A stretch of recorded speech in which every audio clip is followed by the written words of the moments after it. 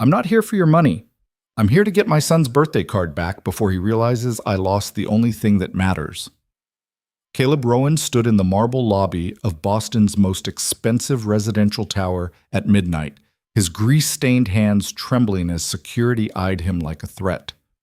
Upstairs, behind bulletproof glass and a door worth more than his entire shop, sat Vivian Hale, the woman whose billion-dollar empire could swallow his world whole. He had exactly one chance to explain why a crumpled piece of construction paper meant more than everything she owned. If you want to see how a blind date between a broke mechanic and a billionaire CEO turned into the most unexpected love story you've ever heard, stay until the end. Hit that like button and comment what city you're watching from. I want to see how far this story travels. The clock above Caleb Rowan's workbench read 6:47 p.m. when he realized he was absolutely, completely screwed. He stood in the center of his auto shop, Rowan's garage. The faded sign outside read, letters peeling like old paint, staring at his phone like it might suddenly offer him a solution that didn't involve disappointing either his son or a woman he'd never met. Grease darkened the creases of his palms. His navy work shirt carried the ghost of every engine he'd torn apart that week. And in exactly 13 minutes, he was supposed to be sitting across from a stranger in one of Boston's fanciest restaurants, pretending he belonged there. Dad? Mason appeared in the doorway between the garage and the small office, backpack hanging off one shoulder, his 8-year-old face scrunched with the particular brand of impatience only children could master. His sneakers were untied. His Red Sox cap sat backward on his head, just like Caleb wore his own. Yeah, buddy? Mrs. Patterson still isn't answering. Mason held up Caleb's phone, the screen showing 3 unanswered calls to their usual babysitter. Caleb exhaled slowly, running a hand through dark hair that badly needed a cut. This was supposed to be simple. His sister Claire had insisted, demanded really, that he go on this blind date she'd arranged through some friend of a friend who knew someone who thought Caleb needed to get back out there. He'd agreed only to stop her nagging, figuring he'd show up, make polite conversation over expensive food he couldn't pronounce, and be home by 9 with his obligation fulfilled, and Claire off his back for another year. But Mrs. Patterson had the flu. The neighbor kid who sometimes helped out was at a basketball game, and Caleb's only backup option, his ex-in-laws, would rather eat glass than do him any favors, especially on a Friday night when they could hold it over his head later. All right. Caleb wiped his hands on a rag that probably made them dirtier. Change of plans. Grab your homework. You're coming with me. Mason's eyes went wide. To your date? No, not... Caleb stopped himself. Look, I'll drop you at the restaurant. You can sit at the bar area, do your math problems, eat some breadsticks, or whatever fancy places give kids. I'll be at a table nearby. 1 hour, tops. Then we go home, watch that dinosaur documentary you wanted. Deal? It was a terrible plan. Caleb knew it even as the words left his mouth. But terrible plans were still plans, and plans were better than calling Claire and admitting defeat. Or worse, calling some woman named Vivian and canceling last minute like the kind of guy who didn't have his life together. Which, to be fair, he absolutely was. But she didn't need to know that yet. Mason considered this with the seriousness of a Supreme Court justice. Do I have to wear nice clothes? You're wearing nice clothes. Dad, these are my school clothes. Exactly. Nice clothes. Caleb grabbed his jacket from the hook near the door. The leather one that used to be rich brown, but had faded to something closer to rust, worn soft at the elbows, the collar permanently creased from years of wear. It was the only jacket he owned that wasn't a winter parka or a windbreaker. Come on, we're already late. You're always late, Mason said, not meanly, just factually, the way he might observe that the sky was blue or that pizza was better than vegetables. Yeah, well... Caleb locked the garage door behind them, the metal rolling down with a rattling finality. I'm working on it. They drove across Boston in Caleb's truck, a '98 Ford F-150 that he'd rebuilt himself, the only vehicle he owned that he trusted not to die on the highway. Mason sat in the passenger seat, math worksheet spread across his lap, pencil scratching numbers while the radio played low. What's her name again? Mason asked without looking up. Vivienne. That's fancy. Yeah. Is she pretty? Caleb glanced at his son. I don't know. I've never met her. That's weird. It's a blind date, Mason. That's how they work. Still weird. Mason erased something aggressively. Why can't you just meet someone normal, like at the grocery store or something? Because I'm at the grocery store for 8 minutes every Sunday buying the same 5 things, and I'm usually covered in engine oil. Not exactly romantic. Mason grinned despite himself. You could shower first. Revolutionary thinking. Caleb took the exit toward downtown, where buildings climbed higher and lights glowed brighter, and every street corner seemed designed to remind him that he didn't belong. Look, it's to make Aunt Claire happy, all right? Nothing's going to happen. I'll eat some overpriced chicken, make small talk about the weather, and then we leave. Easy. You hate small talk. I know. And you think restaurants with valet parking are stupid. I know. So why are you going? Caleb didn't have a good answer for that. Or maybe he did, but it wasn't one he wanted to say out loud to his 8-year-old son. Because I'm tired. Because some nights after you go to bed, the house is so quiet, I can hear my own heartbeat. And it sounds lonely. Because your mother's been gone for 3 years, and I still don't know how to be just me instead of just Dad. Instead, he said, because Aunt Claire scares me. Mason laughed, and the sound filled the truck like sunlight. The restaurant was called Luminaire, which should have been Caleb's first warning. It occupied the ground floor of a building made entirely of glass and steel, the kind of architecture that looked expensive even from the parking lot. White lights draped the entrance. A doorman in an actual uniform stood beneath a black awning. Through the windows, Caleb could see chandeliers that probably cost more than his annual revenue. Tables dressed in white cloth, and people who looked like they'd stepped out of a movie about rich people pretending to enjoy tiny portions of food arranged like abstract art. Dad? Mason whispered, staring. This place is fancy. Yeah. Caleb's hands tightened on the steering wheel. Yeah, it really is. He should leave. He should absolutely turn this truck around, drive home, text Claire some excuse about a work emergency, and spend the evening doing what he did every Friday, microwaving popcorn and letting Mason stay up past bedtime because enforcing rules felt impossible when the kid was the only good thing in his life. But then his phone buzzed. Claire. You better not be flaking. I already told her friend you're a catch. Don't make me a liar. Claire. Also, she's apparently some big deal executive, so don't be weird. Claire. Just be yourself, but like the yourself that showers. Caleb closed his eyes, took a breath, opened them. All right. He killed the engine. Here's the deal. You stay in the bar area, order a Sprite, do your homework, don't talk to strangers. If anything feels wrong, you text me immediately. Got it? Mason nodded solemnly, already unbuckling his seatbelt. They walked through the front door together, Caleb's hand resting on Mason's shoulder like an anchor. The hostess, a young woman with perfect posture and a smile that didn't reach her eyes, looked them up and down with the kind of polite assessment that made Caleb feel like he was being appraised and found wanting. Good evening. Do you have a reservation? Yeah. Rowan. Should be under... Actually, I'm not sure whose name it's under. It's a... He hated this part. It's a blind date situation. The hostess's smile became fractionally more genuine, like she'd just been handed a piece of interesting gossip for later. Oh, you must be meeting Ms. Hale. Right this way. She led them deeper into the restaurant, heels clicking on marble floors, past tables where people spoke in low murmurs over wine that probably cost more than Caleb's truck payment. Mason stayed close, his earlier bravado fading in the face of crystal glasses and cloth napkins folded into swans. Actually, Caleb said, stopping, my son's going to wait at the bar. Is that all right? The hostess blinked, looked at Mason, looked at Caleb. Something shifted in her expression, maybe judgment, maybe pity. Caleb couldn't tell. Of course, right through there. I'll let the bartender know. She deposited Mason at a leather stool near the far end of the bar, where the 8-year-old immediately pulled out his homework like a shield. Caleb watched him for a moment, torn between protective instinct and the social requirement to not abandon his date before even saying hello. He'll be fine, the hostess said quietly. Marcus is great with kids.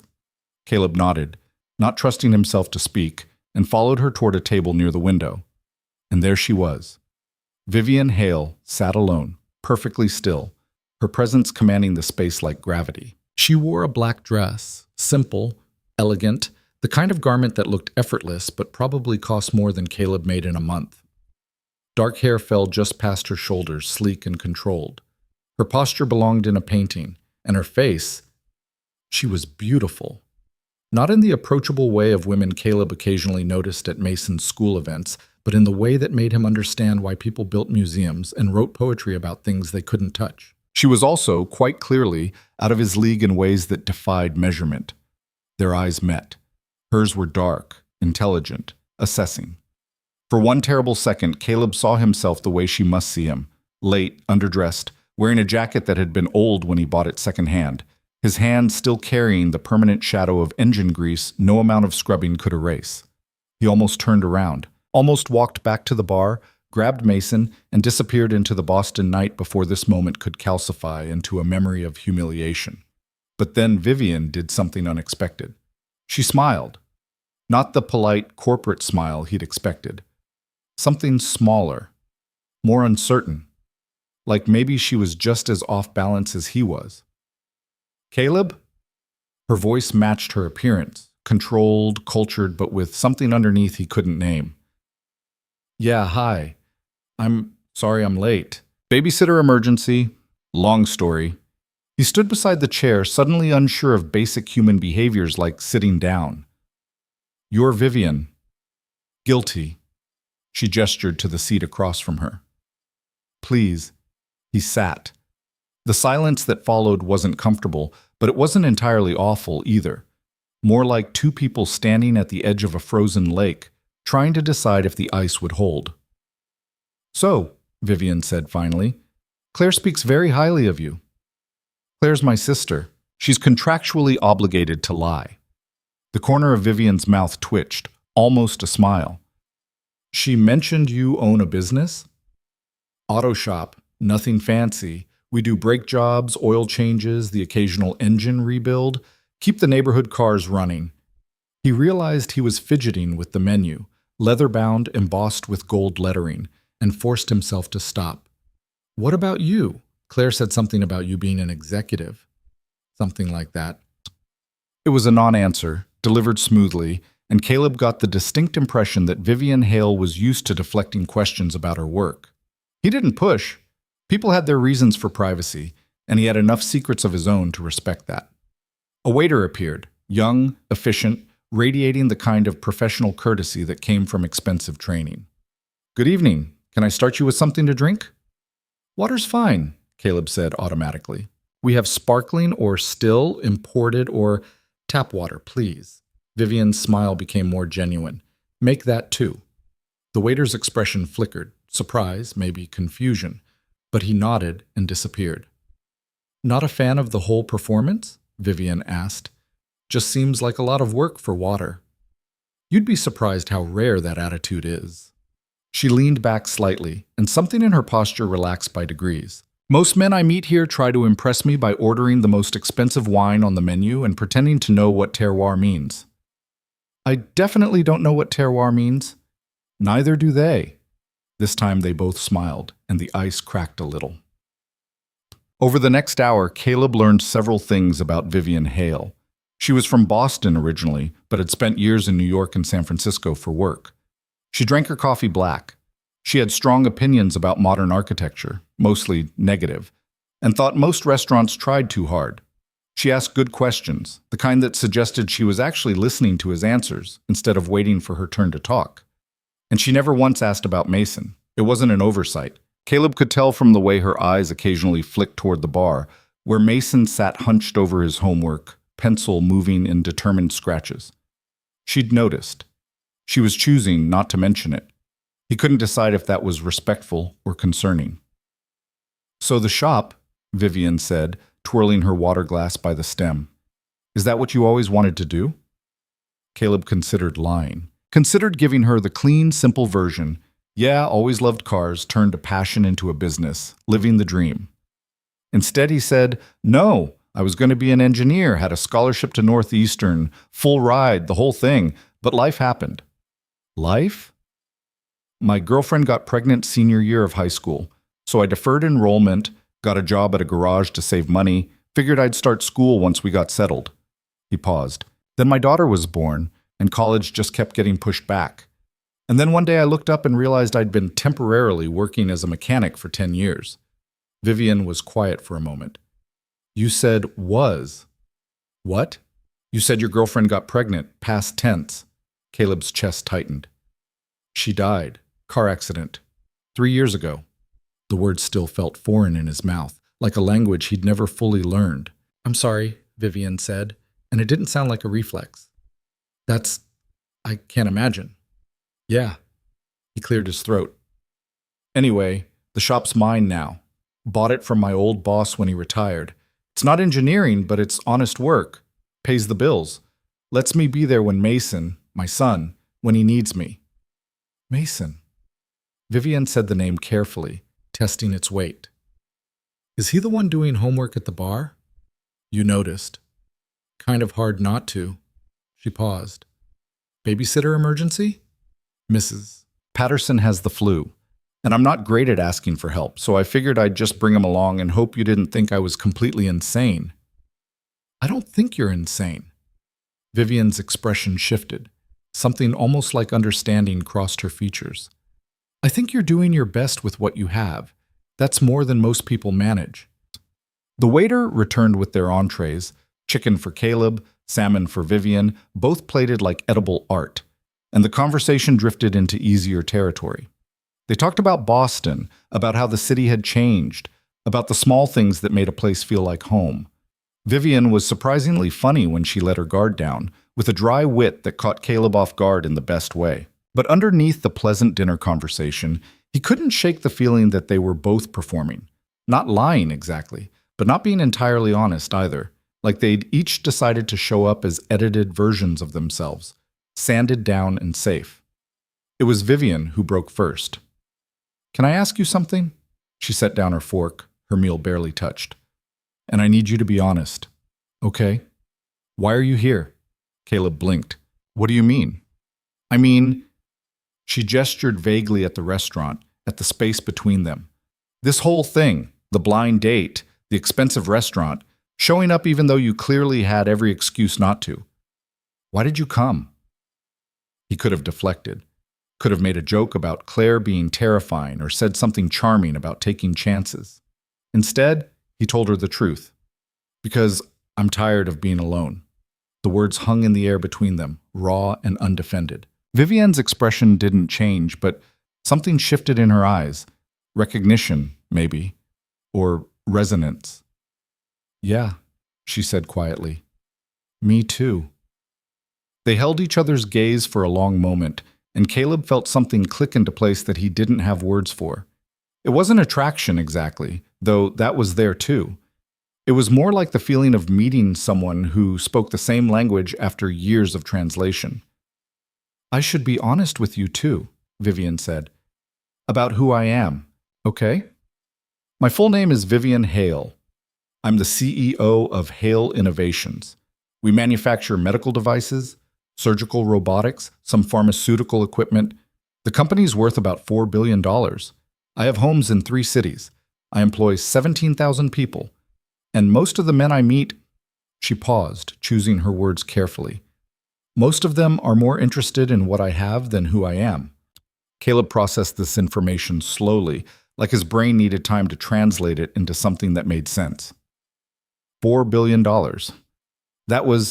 He couldn't even conceptualize that amount of money. It was the kind of number that existed in news articles, not at dinner tables. So when Claire said you were an executive, he said slowly, she was being pretty generous with the understatement. She was trying to help. She thought if you knew beforehand, you wouldn't show up. She was probably right. And now? Vivian watched him carefully. Now that you know? Caleb looked at her, really looked. Past the expensive dress and the carefully styled hair and the posture that spoke of boardrooms and power lunches. He tried to see the person underneath. The woman who ordered tap water and made dry jokes about pretentious wine, who noticed his son sitting at the bar but didn't push, who admitted to being tired of being alone. Now I'm wondering why someone who could have dinner with literally anyone chose to show up for a blind date with a mechanic from Dorchester. Vivian's smile was small and sad and real. Maybe for the same reason you did. Because the alternative is going home to an empty apartment and pretending that's enough. Before Caleb could respond, his phone buzzed. He glanced at the screen. A text from Mason. Mason. Dad? The bartender is cool. He knows about dinosaurs. Mason. Can I get dessert? Caleb showed Vivian the messages. She laughed, a genuine sound that transformed her entire face.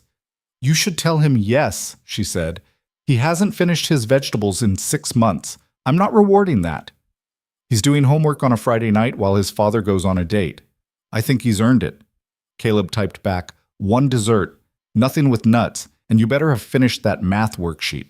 You're good at this, Vivian said. The dad thing. I'm figuring it out as I go. Most days I'm convinced I'm screwing it all up. That probably means you're doing it right. They talked for another 20 minutes, the conversation flowing easier now that the pretense was gone.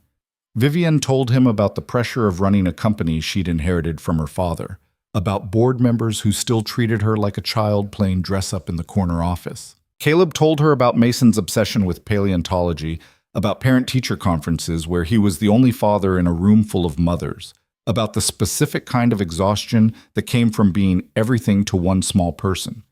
It was the most honest conversation Caleb had had with anyone in years. Then Vivian's phone rang. She glanced at the screen, and her expression shuddered. I'm sorry. I have to take this. Go ahead. She stepped away from the table, phone pressed to her ear, her voice dropping into tones Caleb couldn't hear. He watched her through the window, seeing the shift in her posture, the way her shoulders straightened, her free hand gesturing in sharp, controlled movements. This was the CEO, he realized, the woman who commanded billions and made decisions that affected thousands of lives. When she returned, the warmth was gone from her face, replaced by professional smoothness. I have to go, she said. There's a situation at one of our facilities. I'm sorry. No, don't. It's fine, really. This was... She hesitated. I really enjoyed this. Talking to you. Yeah, me too. They stood there awkwardly, neither quite sure how to end this. A handshake felt too formal. A hug too familiar. In the end, Vivian just nodded, grabbed her purse, and started toward the door. Then she stopped, turned back. Caleb? Yeah? Would you... She seemed to be fighting with herself. Would you want to do this again? Maybe somewhere less... She gestured at the chandelier overhead. Performative? Something warm bloomed in Caleb's chest. Yeah, I'd like that. Good. She smiled, that real smile again, the one that made her look younger. I'll text you. She left, and Caleb stood there for a moment, trying to process what had just happened. A billionaire CEO had just asked him on a second date. Him, a mechanic who still bought his clothes at Target, and whose idea of a fancy meal was Olive Garden on a birthday. This was insane. He was absolutely going to say yes. He paid the check, wincing at the total, which was more than he usually spent on groceries in a month, and collected Mason from the bar, where the kid was indeed finishing what looked like a chocolate lava cake the size of his head. Did you have fun? Mason asked, wiping chocolate from his mouth. Yeah, buddy, I think I did. Is she nice? Very nice. Are you going to see her again? Caleb ruffled his son's hair. Maybe. We'll see. They walked out into the Boston night, the air crisp with early spring. Caleb felt lighter than he had in months, like maybe the universe had decided to cut him a break for once. He didn't notice that Vivian's jacket and his jacket were nearly identical in the dim restaurant lighting. Didn't notice that in the rush of her emergency call and his distraction paying the bill, they'd grabbed the wrong coats from the back of their chairs. Didn't notice until he got home, helped Mason into pajamas, and reached into the jacket pocket for his keys, and found instead a small leather wallet, monogrammed with the initials VH, and a business card that read, Vivian Hale. Chief Executive Officer Hale Innovations, and tucked behind the business card, folded carefully, was something that made his heart stop, a hand-drawn birthday card, crayon on construction paper, that read, Happy birthday, Dad. I love you. Mason, with a drawing of two stick figures holding hands under a sun. The card Mason had made him last month. The card Caleb had tucked into his jacket pocket and carried everywhere because it made bad days bearable. The card that was now, somehow, in Vivian Hale's jacket, which meant she had his, which meant she had the card. Caleb looked at his phone. It was past 11 p.m. Too late to call, too weird to text. But the thought of that card, that tiny, precious piece of his son's love, in the possession of a stranger made his chest tight with something like panic. He typed out a message. Hey, I think we grabbed the wrong jackets. Any chance I could swing by tomorrow and switch back? He stared at the words for a long moment, then deleted them and wrote, I have your jacket, and you have something of mine that I really need back.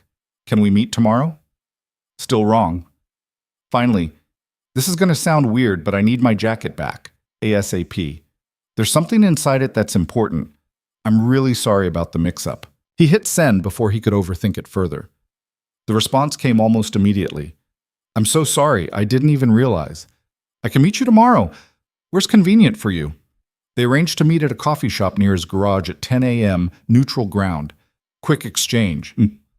No big deal, except it was a big deal because Caleb had just revealed more vulnerability to this woman than he'd intended. She now had physical evidence of how much he loved his son, how he carried that love with him everywhere, how a piece of construction paper meant more to him than anything money could buy. He went to bed that night thinking about Vivian Hale, about her smile, her honesty, the way she'd looked at him like he was worth seeing, and about how tomorrow she'd learn exactly how much a broke mechanic treasured the small, fragile things that kept him going. In her penthouse across the city, Vivian held a stranger's worn leather jacket and a child's birthday card, and for the first time in years felt something crack in the armor she'd built around her heart. Vivian's penthouse occupied the entire 42nd floor of a building that had been designed by an architect whose name people dropped at cocktail parties to prove they understood modern luxury. Floor-to-ceiling windows overlooked Boston Harbor, where lights from distant boats flickered like fallen stars. The floors were Italian marble. The furniture was Danish minimalism. Everything was perfectly curated, professionally staged, and utterly sterile. She stood barefoot in her living room at 11:30, still wearing the black dress from dinner, holding a stranger's jacket in one hand and a child's birthday card in the other. The jacket smelled like motor oil and leather conditioner and something else she couldn't name, something warm and lived in that made her apartment feel even emptier by comparison. She'd discovered the mix-up when she'd reached for her phone and found instead a receipt from an auto parts store and a pack of cinnamon gum. For a moment she'd been annoyed. Then she'd found the card. The drawing was simple, two stick figures under a yellow sun, one tall and one small, their circular hands connected by a brown line. The words were written in careful crayon, some letters backward, the kind of handwriting that came from a child still learning the relationship between thought and paper. Happy birthday. Dad, I love you. Mason. Vivian had stood in the restaurant lobby staring at that card for a full minute while her driver waited and her phone buzzed with the crisis that demanded her attention. She'd felt something shift in her chest, something that felt dangerously close to longing. This was what love looked like when it was uncomplicated, when it didn't come with contracts and expectations and the careful calculation of what someone wanted from you. Just a child and a father and a piece of construction paper that mattered more than anything her wealth could purchase. Her phone lit up on the counter, Caleb's message, polite and increasingly desperate across 3 attempts before he settled on asking for his jacket back. She could read the panic between the words. He needed that card. Not wanted, needed. She texted back immediately, suggesting they meet tomorrow, and tried not to notice how her heart beat a little faster at the prospect of seeing him again. The crisis at the manufacturing facility turned out to be a contamination scare. Ultimately, nothing. A sensor malfunction that her team resolved by 1 a.m., while she paced her apartment and barked instructions over speakerphone. When it was over, when the last anxious executive had been reassured and the last protocol confirmed, Vivian poured herself 2 fingers of scotch she didn't drink and sat on her $7,000 sofa that had never felt comfortable. She looked at the card again. Mason, 8 years old, obsessed with dinosaurs. Did his homework at restaurant bars while his father went on dates because babysitters got the flu and life didn't pause for inconvenience. She wondered what it felt like to be loved like that, So completely that a father carried your artwork in his pocket like a talisman. Vivian's own father had loved her in the abstract way powerful men loved their legacies. He'd given her the company, the education, the tools to succeed, but she couldn't remember him ever attending a school play or keeping her drawings. By the time she finally fell asleep, the card was still on her coffee table, and Caleb's jacket was draped over the chair by her door like it belonged there. Across the city, Caleb lay awake in his bedroom. The small one at the back of the house, barely big enough for a bed and a dresser, because Mason had the larger room with space for his books and his dinosaur models, and the elaborate Lego cities that consumed most of his floor. Through the thin wall, Caleb could hear his son's breathing, steady and peaceful. He kept thinking about Vivian's face when she'd admitted to being tired of being alone. The vulnerability in that confession, how it had matched something inside him he'd stopped acknowledging years ago. Lauren had been gone for 3 years. 3 years of being both mother and father, of parent-teacher conferences where he was the only man, of braiding hair from YouTube tutorials and learning that mac and cheese from a box could be improved with frozen peas. 3 years of telling himself that being a good father was enough, that he didn't need anything else. But tonight, sitting across from a woman who actually listened when he talked, who didn't try to fix him or fill the silence with meaningless chatter, he'd felt something wake up inside him that he'd thought was permanently dormant. And now she had Mason's card, and tomorrow she'd see exactly how much of a fool he was, carrying around construction paper like it could protect him from the world. He finally drifted off around 2 a.m. and dreamed of chandeliers and chocolate lava cake and dark eyes that saw through all his careful defenses. Morning came too quickly and not quickly enough.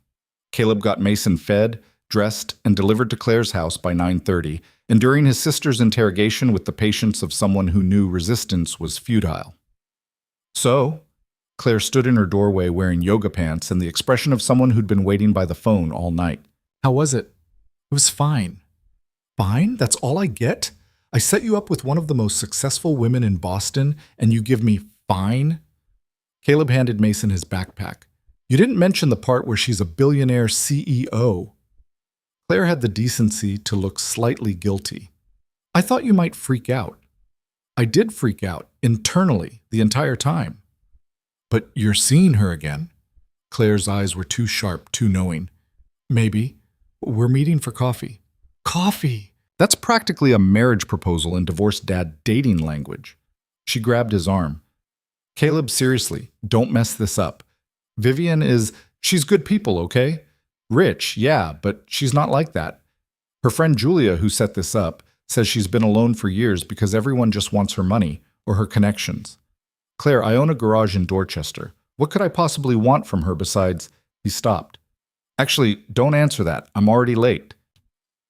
He drove to the coffee shop, a small place called Grounds, 2 blocks from his garage, where the coffee was decent and the furniture was mismatched, and nobody cared if you sat for 3 hours nursing a $2 cup. It was the opposite of Luminaire in every way, and he hoped that was a good thing. Vivian was already there.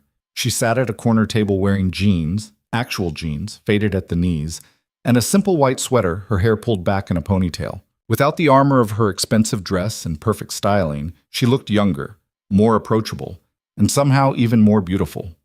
She stood when she saw him, and they did an awkward half-wave, half-nod thing that would have been funny if Caleb's heart wasn't trying to break through his ribs. "Hi," she said. "Hi." They sat. The silence stretched for exactly 3 seconds before they both started talking at once. "I'm sorry about the jacket. I have your card." They stopped, laughed nervously. Vivian pulled his jacket from the chair beside her and slid it across the table. "I think this is yours." Caleb took it, the worn leather familiar in his hands, and immediately checked the inner pocket. The card was there, exactly where he'd left it, the crayon colors bright against the construction paper. The relief that flooded through him was physical. "Thank you," he said quietly. "I know it probably seems stupid carrying around a kid's birthday card, but it doesn't seem stupid." Vivian's voice was soft. "It seems like exactly what someone who loves his son would do." Their eyes met, and Caleb saw something in her expression that made his chest ache. Understanding, maybe even envy. "I read it," she admitted. "I'm sorry. I didn't mean to, but it fell out when I was looking for ID, and I just..." She paused. He has really good handwriting for 8. He practices. He wants to be a paleontologist, and apparently paleontologists need good handwriting for their field notes. Caleb smiled despite himself. He's very serious about it. He sounds wonderful. He is. Caleb pulled out her jacket, sleek black leather, designer label, worth probably 10 times what his cost. This is yours. I'm sorry about the confusion. Vivienne took it, but didn't put it on. Instead, she set it aside like it didn't matter, like they were here for more than just a jacket exchange. Can I buy you coffee? She asked. I invited you here. I should buy. Caleb. She said his name with gentle amusement. I'm a billionaire. Let me buy the coffee. He wanted to argue on principle. Instead, he said, black, no sugar. She ordered for both of them, his black coffee, her cappuccino, and when she tried to pay, the barista waved her off. You're good, Ms. Hale. Your assistant already set up a tab here. Vivienne looked embarrassed. Julia. She's efficient to the point of being intrusive. They took their drinks back to the corner table, and for a few minutes they just sat there. The comfortable silence of two people who didn't need to fill every moment with words. Finally, Vivienne said, I need to tell you something. Caleb's stomach dropped. Here it came, the part where she politely explained that last night was a mistake, that their worlds were too different, that she'd enjoyed meeting him, but I haven't been on a real date in 4 years, she said. Last night was the first time I've had dinner with someone who didn't want something from me. And I've been thinking about it all night, about whether I should see you again, because my life is complicated in ways that aren't fair to explain and definitely aren't fair to drag someone else into. She looked down at her cappuccino, tracing the foam with one finger. But then I found Mason's card, and I kept thinking about how you carried it with you, how much it mattered, and I realized I can't remember the last time anything mattered to me like that. Real things, I mean. Not quarterly earnings or board approvals or stock prices, just... She looked up at him. Just simple, honest things. Caleb didn't know what to say. Every response that came to mind felt inadequate. My life is complicated too, he said finally. I work 60 hours a week to keep a business running that barely breaks even. I have a kid who needs me for everything. My in-laws think I'm a terrible father. I live in a house that needs a new roof and hasn't been properly painted in a decade. I'm not... He gestured vaguely at the space between them. I'm not in your world, Vivienne. I don't even know how to exist in your world. Good, she said, because I'm tired of my world. The honesty of it hung between them like a bridge. So what do we do? Caleb asked. I don't know. Vivienne smiled, small and uncertain. Maybe we just keep having coffee, keep talking, see what happens when two people from completely different worlds decide to be honest with each other. No expectations? No expectations. Caleb thought about all the reasons this was a terrible idea. Thought about Mason, about protecting his son from confusion and disappointment. Thought about how this could only end badly, because people like Vivienne Hale didn't end up with people like him outside of movies. Then he thought about how she'd looked at Mason's card with something like reverence, how she'd admitted to being lonely, how she'd ordered tap water and meant it. Okay, he said, let's see what happens. They talked for 2 hours. Vivienne told him about growing up as the only child of Richard Hale, a man whose name appeared on buildings and whose approval was always just out of reach. How she'd learned to run board meetings before she learned to drive. How her father had died 5 years ago and left her a company she'd been groomed to lead but never asked if she wanted.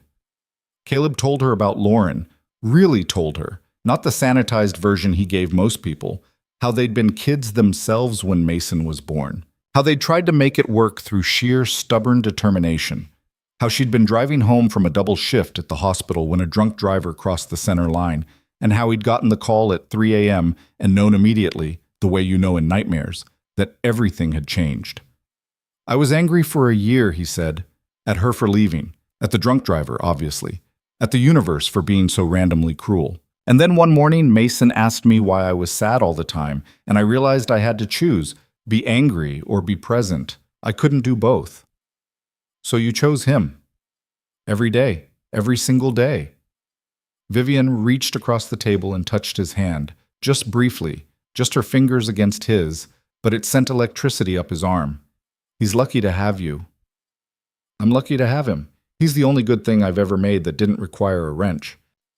She laughed, and the sound transformed her face completely. They kept talking about books they'd loved, about Boston neighborhoods, about the small things that made life bearable. Vivian had never been to a Red Sox game. Caleb had never been to the symphony. She thought his obsession with fixing things was charming. He thought her ability to remember exact dates and statistics was slightly terrifying but impressive. At some point, the coffee shop started filling with the Saturday morning crowd. Young families, college students, people who belonged to the easier, lighter world where a mechanic and a CEO having coffee was just two people having coffee. I should go, Vivian said reluctantly, checking her phone. I have a conference call with our Tokyo office in an hour. Saturday conference calls. That sounds brutal. Global business waits for no one. She stood, gathering her jacket. But this was, thank you for meeting me, for trusting me with Mason's card. Thank you for bringing it back. They walked outside together into spring sunshine that made the city look almost clean.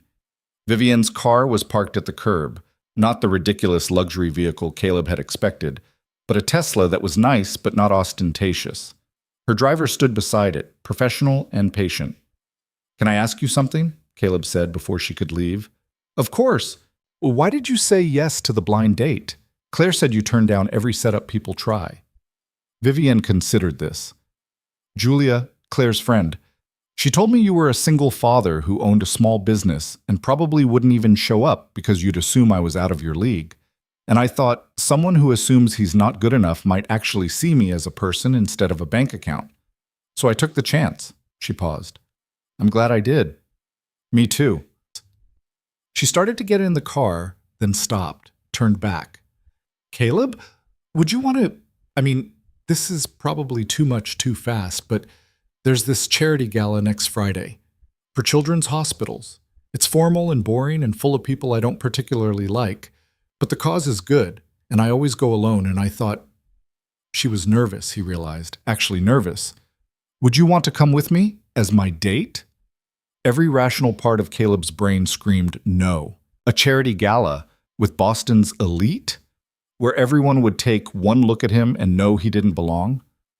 I don't own a tux, he heard himself say. We can fix that. I'd have to find someone to watch Mason.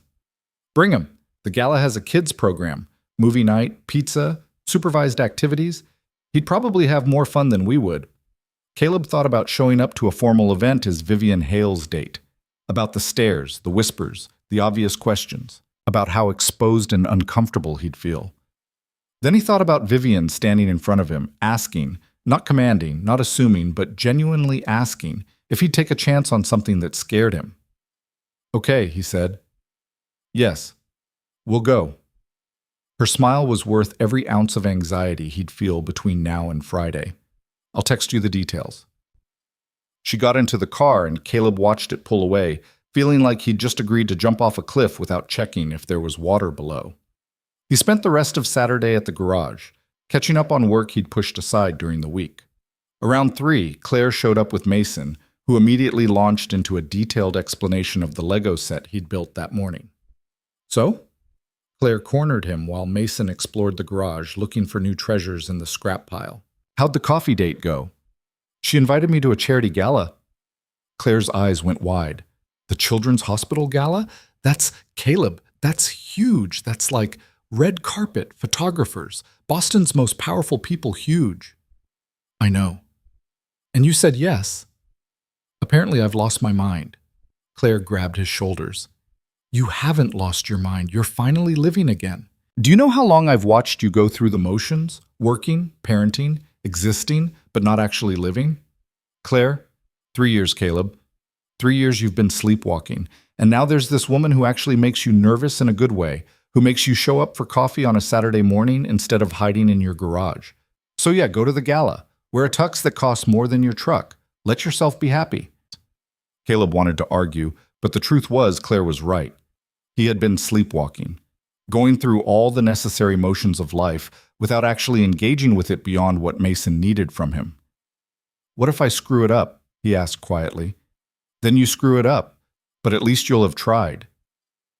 That night, after Mason was asleep, Caleb sat at his kitchen table with his phone, staring at Vivian's last message. Thank you for saying yes. I promise it won't be as terrible as you're imagining. He typed back, How do you know what I'm imagining? Her response came quickly. Because I'm imagining the same thing. Two people who don't fit trying to pretend they do. But maybe that's okay. Maybe pretending is how you start believing. Caleb read that message 3 times, feeling something shift in his chest. Maybe, he wrote back. See you Friday? See you Friday, she replied.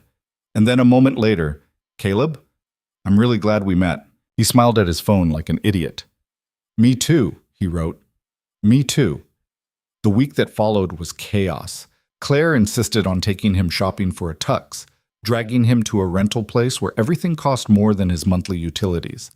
The tailor measured him with the kind of precision usually reserved for engineering projects, making small, disapproving sounds that suggested Caleb's shoulders were somehow the wrong shape for proper formal wear. Mason asked approximately 800 questions about where they were going and why, and whether there would be dinosaur exhibits at a hospital gala.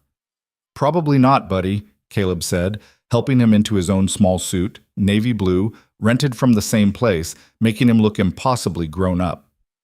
Then why are we going? Because Vivian invited us. The lady from the restaurant? Yeah. Mason considered this with his usual seriousness. Do you like her? Question was so direct, so pure in its honesty, that Caleb had to stop adjusting Mason's tie. I think I might, he admitted. Is that okay with you? Does she like dinosaurs? I don't know.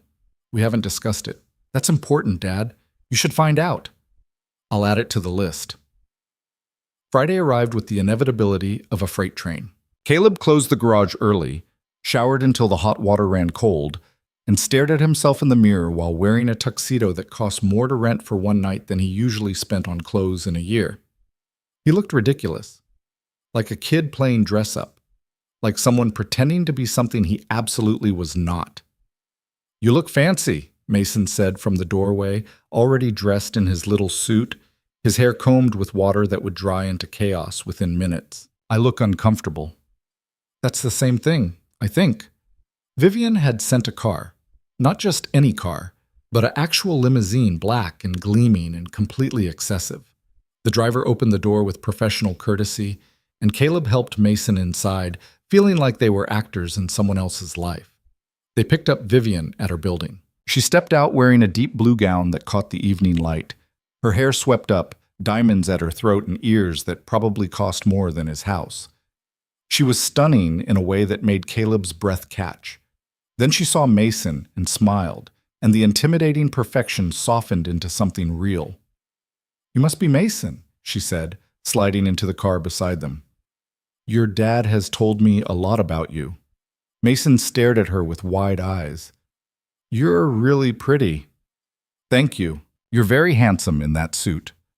My dad says fancy clothes are uncomfortable. Your dad is absolutely right. Vivian glanced at Caleb, and something passed between them. Understanding, shared nervousness, the acknowledgement that they were both way outside their comfort zones. But sometimes we dress up anyway because the cause is worth it. What's the cause? Mason asked. We're raising money for sick children to help make hospitals less scary and more comfortable. Mason absorbed this with his characteristic thoughtfulness. That's good. Hospitals are scary. The conversation flowed easily after that, Vivian asking Mason about school, about his favorite dinosaurs, about the Lego city he was building. She listened with genuine interest, asking follow-up questions that proved she was actually paying attention, not just making polite conversation. Caleb watched them interact and felt something dangerous bloom in his chest, something that felt like hope and terror in equal measure. The gala was held at the Boston Harbor Hotel, in a ballroom that looked like it had been designed to make regular people feel inadequate. Crystal chandeliers hung from vaulted ceilings. Round tables dressed in white cloth filled the space, each centerpiece a work of floral art. People in expensive formal wear clustered in groups, their laughter polished and their small talk practiced. Mason was immediately whisked away to the children's program by an enthusiastic coordinator who promised movies and pizza and activities that would definitely not involve sitting still. He'll be fine, Vivian said, sensing Caleb's hesitation. They run this program every year. It's actually better than the gala itself. I believe that. They entered the ballroom together, and Caleb immediately felt every eye turn their direction. Not obviously, these were people too sophisticated for obvious gawking, but he felt the shift in attention, the whispered questions, the speculation. Vivian Hale had brought a date. Vivian Hale, who always attended these events alone, had arrived with a man no one recognized. "Ignore them," Vivian murmured, her hand light on his arm. "They're just surprised. By tomorrow they'll have moved on to some other piece of gossip." But Caleb wasn't so sure. He saw the way people looked at him, assessing, calculating, trying to figure out who he was and what he did and why Vivian had chosen him. He saw the moment when someone recognized that he didn't belong, that his tux was rented and his shoes were nice but not designer and his watch was a $20 Timex that told time just fine but would never be mistaken for luxury. "Vivian!" A woman approached, tall and elegant, wearing a dress that probably cost more than Caleb's truck. "Darling, it's been too long." "Margaret." Vivian's smile was polite but not warm. "How are you?" "Exhausted, darling. The foundation has been absolutely brutal this quarter." Margaret's eyes slid to Caleb with predatory curiosity.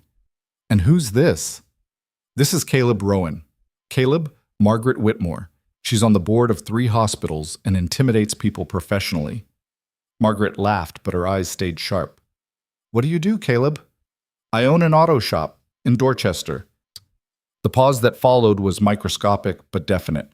Margaret's smile didn't change, but something shifted in her expression. "How interesting," she said in a tone that meant the opposite. "Vivian, you must tell me all about it later. I simply must steal you for a moment. Gerald is here and he's been asking about the surgical robotics expansion." She whisked Vivian away, leaving Caleb standing alone in a sea of people who belonged to a world he could barely comprehend. He made his way to the bar, ordered a whiskey he didn't particularly want, and tried to look like he had a purpose beyond standing awkwardly by himself. "Rowan, right?" Caleb turned to find a man about his age, wearing a tux that actually fit him properly, holding a scotch and wearing an expression of vague amusement. "Yeah." "James Chen. I run acquisitions for Hale Innovations." He extended his hand and Caleb shook it. "So you're the guy who finally got Vivian to bring a date to one of these things?" "I guess so." "How'd you manage that?" "Most of us have been trying to figure out her weakness for years." Something in the way James said it made Caleb's jaw tighten. "I don't think of people as having weaknesses to exploit." James blinked, then laughed. "Fair point. That came out wrong. I just meant, she doesn't usually let people in. You must be special." "I'm just a guy who fixes cars." "Yeah, I heard." James took a sip of his scotch. "Look, I'm going to give you some free advice because you seem decent, and Vivian actually seems happy for once. People here are going to make assumptions about you, about why you're with her, about what you want from her. Don't let it get to you, and don't try to prove them wrong. You'll just exhaust yourself." "What should I do?" "Just be whoever you are. That's clearly what she wants, or you wouldn't be here." James clapped him on the shoulder and disappeared into the crowd, leaving Caleb with marginally less anxiety and slightly more resolve. Vivian returned a few minutes later, her expression apologetic. "I'm sorry. Margaret is relentless." "It's fine." "It's not fine. I brought you here and then immediately abandoned you to the wolves." She took his hand, her fingers warm against his. "Dance with me?" I'm not a good dancer." "Neither am I. We'll be terrible together." She led him to the dance floor where other couples moved in practice synchronization. The band was playing something slow and classical. Vivian placed his hand on her waist, took his other hand in hers, and they began to move. Caleb was immediately painfully aware of how out of practice he was, how his steps were clumsy compared to the smooth gliding of everyone around them, how he definitely stepped on her foot at least once. But Vivian just smiled and moved closer until he could smell her perfume, something subtle and expensive, and feel the warmth of her body against his. "Thank you for coming," she said quietly. "I know this isn't your scene." "It's definitely not my scene. Mine either, honestly. I just learned how to fake it better." They swayed together, finding a rhythm that wasn't graceful but was theirs. "Your friend James gave me some advice," Caleb said. "What kind of advice?" That people are going to make assumptions about us, about why I'm here, what I want from you. Vivian's expression tightened. They already are. I heard at least 3 different theories while Margaret was monopolizing me, none of them particularly kind to either of us. Does it bother you? Usually no. Tonight? She looked up at him. Tonight it makes me angry, because they can't imagine that maybe I just like you, that maybe I want to spend time with someone who treats me like a person instead of a commodity. Caleb pulled her slightly closer. For what it's worth, I like you too, even in this ridiculous setting where I feel like an imposter. You're not an imposter, you're just honest, and that's rarer here than you'd think. The song ended and they separated reluctantly. The rest of the evening passed in a blur of introductions. Caleb immediately forgot. Small talk that felt like verbal chess, and food that looked beautiful but wasn't nearly as satisfying as the takeout he usually ate. But through it all, Vivian stayed close. She didn't abandon him to navigate alone. When someone made a subtle dig about different worlds, she shut it down with the kind of polite brutality that came from years of boardroom warfare. When he felt overwhelmed, she'd touch his arm and suggest they step outside for air. They stood on the hotel's terrace overlooking the harbor, the city lights reflecting off dark water. "I'm sorry," Vivian said. "This was too much too soon. I shouldn't have asked you to come to something like this." "I'm glad you did." "Really? Even after watching people size you up like you're some kind of curiosity?" "Even then," Caleb turned to face her, "because I got to see you in your world, and I got to see that you hate it as much as I do, that maybe you're just as much of an outsider as I am, you're just better at hiding it." Vivian was quiet for a long moment. Then she said, "My father built this company from nothing. He worked 80-hour weeks, missed my childhood, sacrificed everything for success. And when he died, he left me all of it, the money, the power, the responsibility. And everyone assumed I'd be grateful, that this was what I wanted. But it wasn't? I don't know. Maybe it was, once. Maybe I convinced myself that being good at something meant I should do it forever. But nights like tonight," she gestured at the ballroom behind them, "I look around and think, is this really all there is? Wearing expensive dresses and making small talk and pretending that any of this matters beyond the numbers in a quarterly report? What would you do if you could do anything?" She laughed softly. "That's the question, isn't it? I've spent so long being who I'm supposed to be that I'm not sure I know who I actually am anymore." Caleb reached out and tucked a strand of hair behind her ear, the gesture intimate and gentle. "Maybe that's something we figure out together. Who we are when we're not being what everyone expects." Vivian looked at him with an expression he couldn't quite read, something between hope and fear and longing all mixed together. "I'd like that," she whispered. Inside, someone was making a speech about fundraising goals and community impact. Neither of them moved to go back inside. "Should we check on Mason?" Caleb asked. "Probably." They found him in the children's program room, sitting cross-legged on the floor, enthusiastically explaining the difference between a triceratops and a styracosaurus to 2 other kids who looked both confused and impressed. When he saw Caleb and Vivian, his face lit up. "Dad, they had pizza, and we watched a movie about space." "That sounds way better than what we were doing," Vivian said seriously. "It was way better," a little girl agreed. "The grown-up party looks boring." "You have no idea," Vivian told her with complete sincerity. They collected Mason, said their goodbyes, and escaped into the cool night air.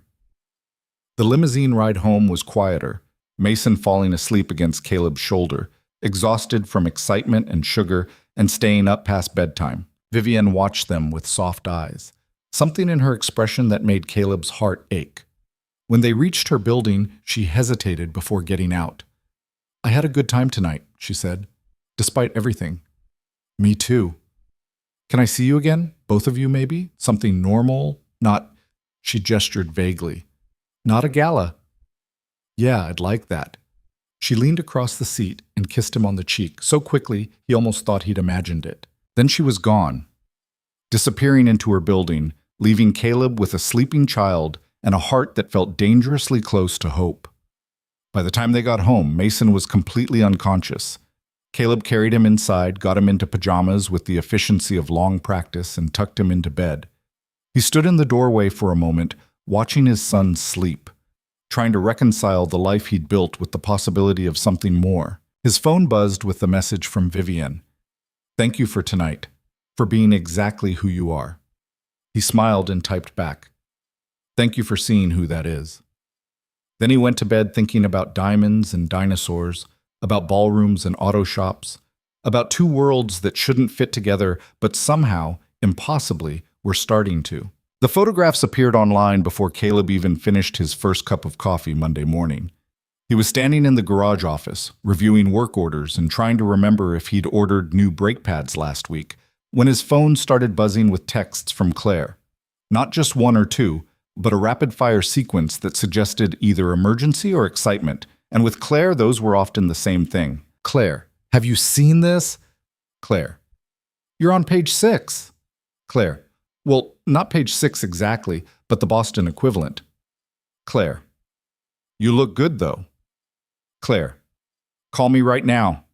Now." Caleb opened the link she'd sent with the kind of trepidation usually reserved for medical test results.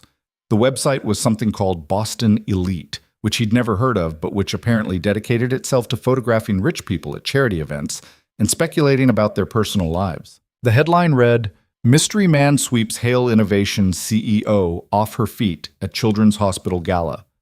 Below it were photos. Him and Vivian arriving together, her hand on his arm. The two of them dancing, closer than he'd remembered being. A shot of them on the terrace, his hand near her face in that moment he'd tucked her hair back, the gesture looking far more intimate, frozen in pixels, than it had felt in the moment. And the caption, "Vivian Hale, 34, CEO of Medical Technology." Giant Hale Innovations made a rare public appearance with a date at Friday's annual Children's Hospital benefit.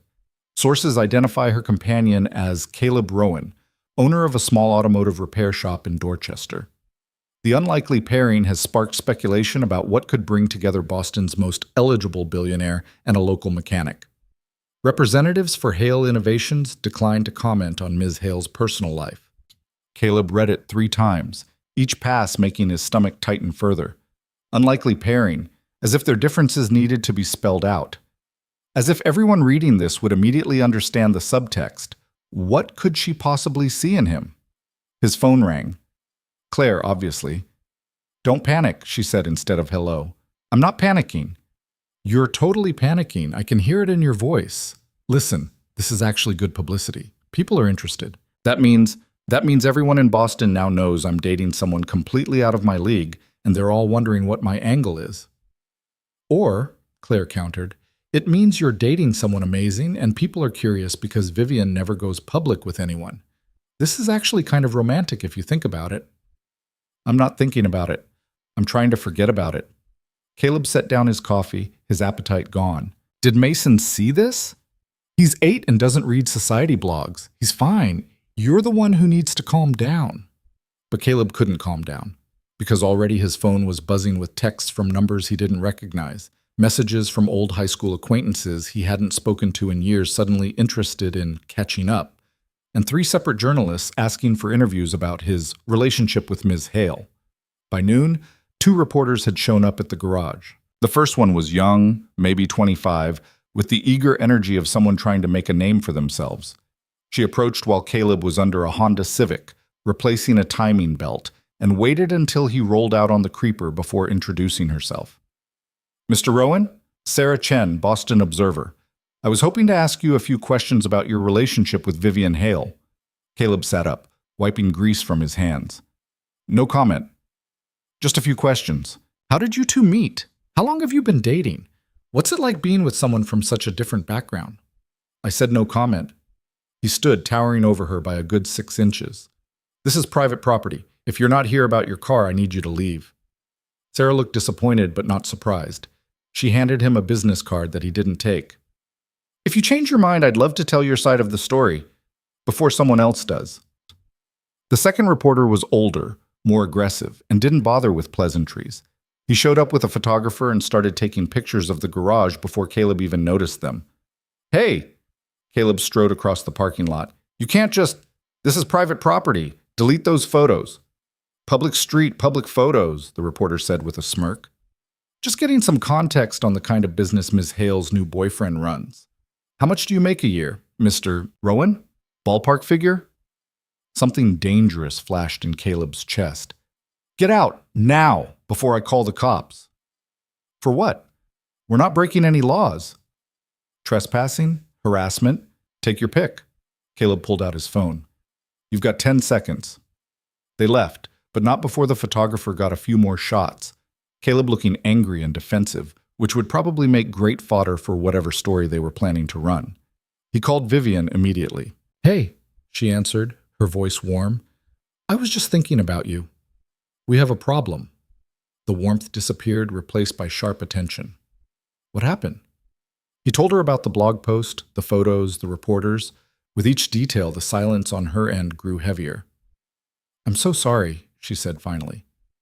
I should have warned you this might happen. I didn't think they'd move this fast. It's not your fault. How do you deal with this? People in your business asking invasive questions, making assumptions. Mostly I ignore it, but I have lawyers and PR people whose job is to make it go away. You don't have that protection. She paused. Do you want me to have my team handle this? They can make it very clear that you're off limits. Caleb thought about that. About having Vivian's corporate machinery intervene on his behalf, about how that would look, how it would feel. No, he said. That'll just make it worse. Make it look like I'm using your resources, your power, like I need you to fight my battles. Caleb, this isn't about pride. It's exactly about pride, and about not giving people more ammunition to say I'm with you for the wrong reasons. Vivian was quiet for a long moment. When she spoke again, her voice was softer. Is that what you're worried about? What people think? Aren't you? No. I stopped caring what people thought about my personal life years ago. The only opinion that matters is yours and Mason's. The simplicity of that statement cut through Caleb's anxiety like a blade. I need to see you, he said. Not at some restaurant or event. Just, can you come here? To the garage? See what my actual life looks like before this gets more complicated. I can be there in 20 minutes. You don't have to. I want to. Text me the address. She hung up before he could argue further. Caleb looked around the garage with fresh eyes, seeing it the way Vivian would. The oil-stained concrete floors, the ancient radio that only got AM stations, the mismatched tool chests and the coffee maker that had been old when he bought the place, the waiting area with its worn chairs and outdated magazines, and the vending machine that ate quarters more often than it dispensed snacks. This was his kingdom, his life's work. And compared to Vivian's world of marble lobbies and penthouse views, it was absolutely nothing. He was still spiraling when she arrived. The Tesla pulled into the lot, looking absurdly out of place next to the pickup trucks and aging sedans. Vivian stepped out wearing dark jeans, a simple gray sweater, and sunglasses that probably cost more than his entire outfit. She looked around the garage with open curiosity, taking in the hand-painted sign, the garage bays, the small office with its flickering fluorescent lights. This is it, Caleb said, suddenly defensive. Rowan's garage. Not much to look at. Vivian took off her sunglasses, and her expression was thoughtful. How long have you owned it? 5 years. Bought it from my old boss when he retired. It was either this or watch it close down, and the neighborhood needs a reliable mechanic. He gestured toward the bays. We do honest work for honest prices. No upselling, no cutting corners. It's not glamorous, but it matters to the people who come here. Show me. Show you what? Your work, what you do. I want to see it. So he did. He walked her through the garage, explaining the different jobs they handled, introducing her to his 2 employees, Marcus, who'd been with him since the beginning, and Tommy, a kid fresh out of technical school who was learning the trade. He showed her the diagnostic computer they'd saved for months to afford, the tire changer that was older than Mason but still worked perfectly, the organized chaos of parts and tools and work orders that somehow made sense to him. Vivian listened to everything, asked questions that proved she was actually paying attention, and didn't once check her phone. When they reached the office, she paused at the bulletin board where Caleb had tacked up Mason's drawings, dinosaurs mostly, along with a few pictures of cars that looked more like boxes with wheels. He draws you at work, she observed, pointing to one where a stick figure man stood next to a red blob that was presumably a car. Every few weeks he makes me a new one. Says he wants to remember what I look like since I'm always covered in grease. Vivian smiled at that, touching the edge of one drawing gently. This is a good life, Caleb. An honest one. You should be proud of it. I am proud of it, but I'm also realistic about what it is compared to your world. My world is conference calls and board meetings and people who smile while plotting to undermine each other. Your world is, she gestured around the office. It's real. It helps people. It matters in ways mine doesn't always. Before Caleb could respond, the bell above the garage entrance chimed. They both turned to see an older couple entering, the woman clutching her purse and looking worried. Caleb, the woman called. I'm so sorry to bother you, but our Camry is making that noise again, and Frank has a doctor's appointment tomorrow in Worcester, and we really need... She stopped mid-sentence, recognizing Vivienne. Her eyes went wide. I'm sorry, she stammered. We didn't mean to interrupt. You're not interrupting, Mrs. Chen, Caleb said quickly. He'd been servicing the Chen's cars for 3 years, knew that Mr. Chen was recovering from a stroke, and Mrs. Chen worked 2 jobs to make ends meet. What kind of noise? That clicking sound. Like before. Probably the CV joint again. When's the appointment?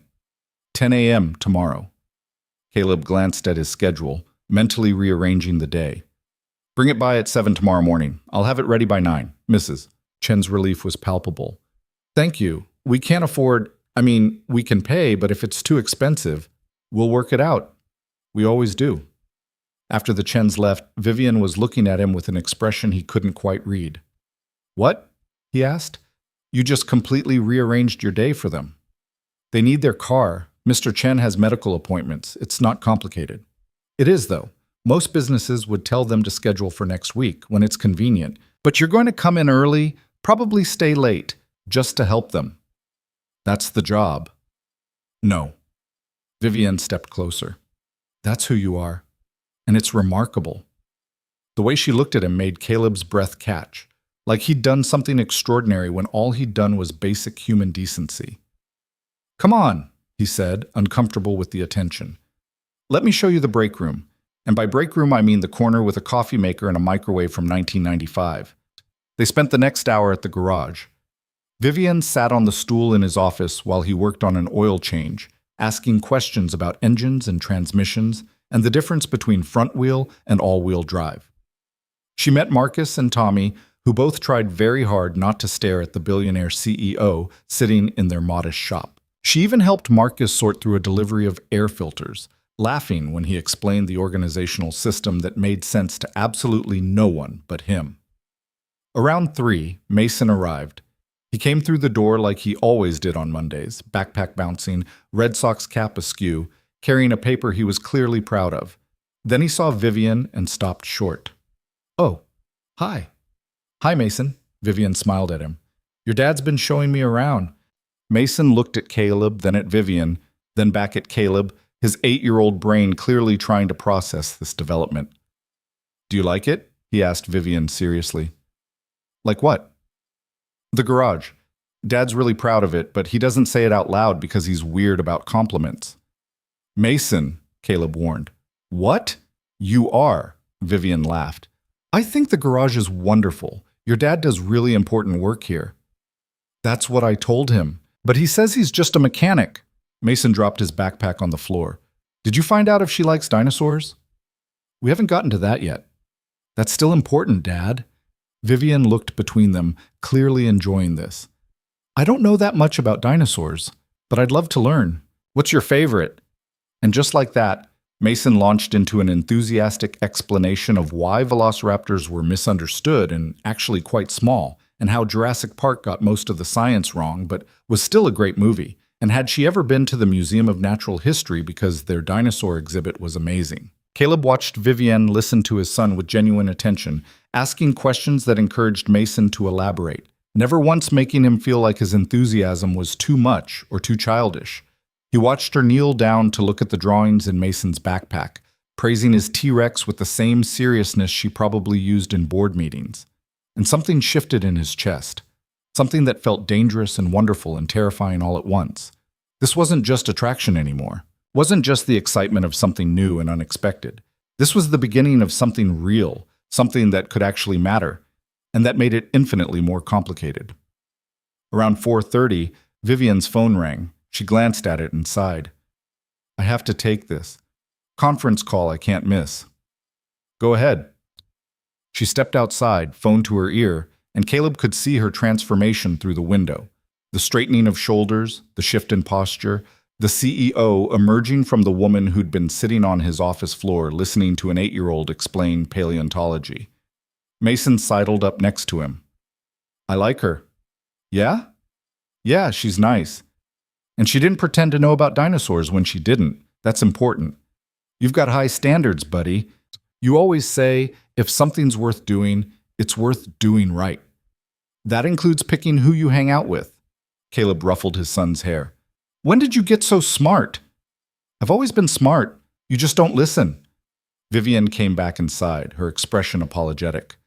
I need to go. That call is going to run long, and I have dinner with our Tokyo partners at 7. It's fine. Thanks for coming by. She hesitated, glancing at Mason, then seemed to make a decision. She walked over and knelt down to his level.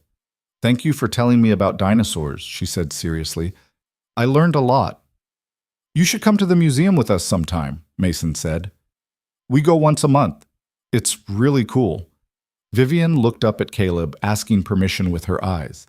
He nodded slightly. I'd love that, she told Mason. After she left, the garage felt emptier. Caleb tried to focus on work, but his mind kept drifting back to how Vivian had looked sitting in his office, how she'd listened to Mason, how she'd touched the drawings on his bulletin board like they were precious. That evening, after Mason was in bed, Caleb's phone buzzed with a text from a number he didn't recognize. Mr. Rowan, this is James Chen from Hale Innovations. We met at the gala. I wanted to give you a heads up. There's going to be more press attention. Some of it won't be kind. If you need anything, advice, or just someone to talk to who understands that world, feel free to reach out. Caleb stared at the message, trying to decide if it was genuine concern or corporate surveillance. Before he could respond, another text came through, this one from Vivian. Are you okay? Today was a lot. The reporters, the photos, bringing me into your space. I know it's not what you signed up for. He typed back, I'm okay. Today was actually good. Seeing you here with Mason in my actual life instead of some fancy restaurant, that was good. Even with all the complications? Especially with all the complications. Because it means this is real. And real things are always complicated. Her response took a few minutes. I'm falling for you, Caleb. And that terrifies me because I don't know how to protect you from the scrutiny that comes with my life. I don't know how to make this work without someone getting hurt. Caleb's heart hammered against his ribs as he read those words. I'm falling for you too. And yeah, it's scary. But maybe we stop trying to protect each other from getting hurt and just decide it's worth the risk. Is it? Worth the risk? He thought about Mason's drawings on the bulletin board, about Vivian kneeling on his office floor, about how she'd looked at his garage like it was something valuable instead of something small. Yeah, he typed. It is. The next few weeks became a careful dance between their worlds. Vivian started showing up at the garage during her lunch breaks, bringing takeout, and sitting on the stool in Caleb's office while he worked. She learned the names of his regular customers, asked Marcus about his daughter's soccer team, helped Tommy study for his ASE certification exam. She fit herself into the rhythms of his life with an ease that surprised them both. Caleb, in turn, tried to understand her world. She took him to her office one evening after hours, showed him the labs where they developed surgical robotics, explained the technology in ways that made sense to someone who understood engines. She introduced him to her assistant, Julia, Claire's friend who'd set up the blind date, who assessed him with sharp eyes and apparently approved because she started sending him Vivian's schedule, so he'd know when she had brutal days that needed coffee and sympathy. They went to the Museum of Natural History with Mason, where Vivian gamely listened to a 2-hour explanation of the Cretaceous period and bought them lunch in the museum cafe. They had dinner at a small Italian place in the North End where nobody recognized her and they could just be two people sharing pasta and wine. They talked on the phone late at night after Mason was asleep, conversations that ranged from silly to profound, learning each other's patterns and fears and dreams. But the scrutiny didn't stop. The society blogs tracked their every public appearance. Someone started an Instagram account dedicated to Cinderella Man Caleb, posting photos of him at the garage alongside photos of him at charity events. The contrast meant to be funny, but feeling more like mockery. The local news ran a segment on unlikely celebrity couples that featured them prominently. And then Caleb's phone rang with a number he hadn't seen in 3 years. Caleb? It's Robert. Robert Finch. Caleb's stomach dropped. Robert Finch. Lauren's father, Mason's grandfather, the man who'd blamed Caleb for his daughter's death and had spent the last 3 years making that blame very clear. What do you want, Robert? I saw the news about you and that Hale woman. Robert's voice was cold, precise. I wanted to call before lawyers got involved. Oh, lawyers? What are you talking about? You're parading my grandson around with a billionaire, exposing him to media attention, dragging him into your ridiculous social climbing. That's not the environment Lauren would have wanted for Mason. Caleb's hand tightened on the phone. I'm not discussing Mason with you. We've been through this. You have visitation rights. That's it. Those rights can be revisited, especially if the court determines that Mason's being subjected to unstable or inappropriate circumstances. The threat was clear and sharp as a knife. You're threatening to sue for custody? Caleb's voice was dangerously quiet. I'm suggesting that a mechanic dating a billionaire might not have his son's best interests at heart, that maybe he's more interested in improving his station than providing a stable home. A judge might agree. Mason is happy. He's healthy. He's doing well in school. You have no grounds. I have lawyers who can find grounds. Think about it, Caleb. Think about whether your girlfriend is worth putting your son through a custody battle. The line went dead. Caleb stood there, phone in hand, feeling like the floor had dropped out from under him. Robert Finch was a retired federal prosecutor with connections and money and a vindictive streak that had only grown worse since Lauren's death. If he decided to fight for custody, it would be brutal and expensive and painful for Mason. And it was all because Caleb had dared to date someone who made his relationship newsworthy. He called Vivian immediately. Hey, she answered. I was just thinking about... What's wrong? He told her everything about Robert's call, the custody threat, the implication that dating her made Caleb an unfit parent. Vivian was silent for a long moment after he finished. I'll fix this, she said finally. You can't fix this. I can hire the best family lawyers in Boston. I can have my PR team make this story go away. I can... Vivian, stop. Caleb's voice cracked. Don't you see? That's exactly what he wants. Proof that I'm using your resources, your power. That I'm more interested in what you can do for me than who you are. I don't care what he thinks, but I care what a judge thinks. If this goes to court, if Robert paints me as some opportunist who's exploiting a relationship with you, who's exposing Mason to media circuses and unstable situations, I could lose him. I could actually lose my son. The weight of that possibility crushed the air from his lungs. What are you saying? Vivian asked quietly. Caleb closed his eyes. I'm saying maybe Robert's right. Maybe maybe it's not fair to Mason. Maybe I was selfish to think I could have this without consequences. Caleb, don't. I need to think.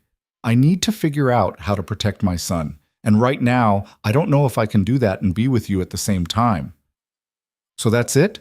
Her voice was sharp with hurt. One phone call from a bitter man, and you're ready to walk away? It's not one phone call. It's reality. It's me finally accepting that our worlds don't fit together as easily as we want them to. That no matter how much we care about each other, there are consequences I can't ignore.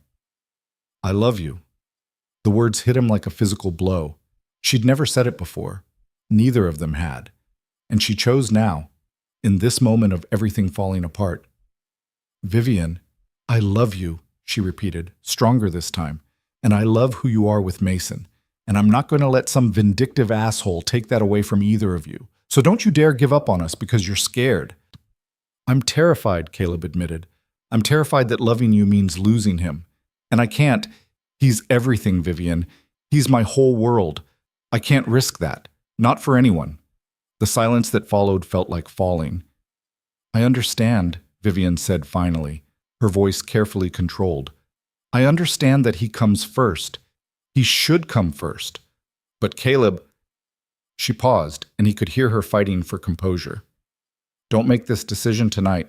Not when you're scared and Robert's voice is still in your head. Sleep on it. Talk to a lawyer. Make sure you're choosing what's actually best for Mason, not just what feels safest right now. Okay, he whispered. Okay. She hung up, and Caleb stood in his empty kitchen, feeling like he'd just made the worst mistake of his life, but not knowing what else he could have done. He didn't sleep that night. Instead, he sat at the kitchen table with a cup of coffee he never drank, watching the hours tick by and trying to figure out how to choose between the woman he loved and the son who needed him whole and focused and present. Around 3 a.m., he pulled out his phone and scrolled through his photos. There was Vivian at the museum, crouching next to Mason in front of the T-Rex skeleton. Vivian in his garage, laughing at something Marcus said while her hair fell across her face.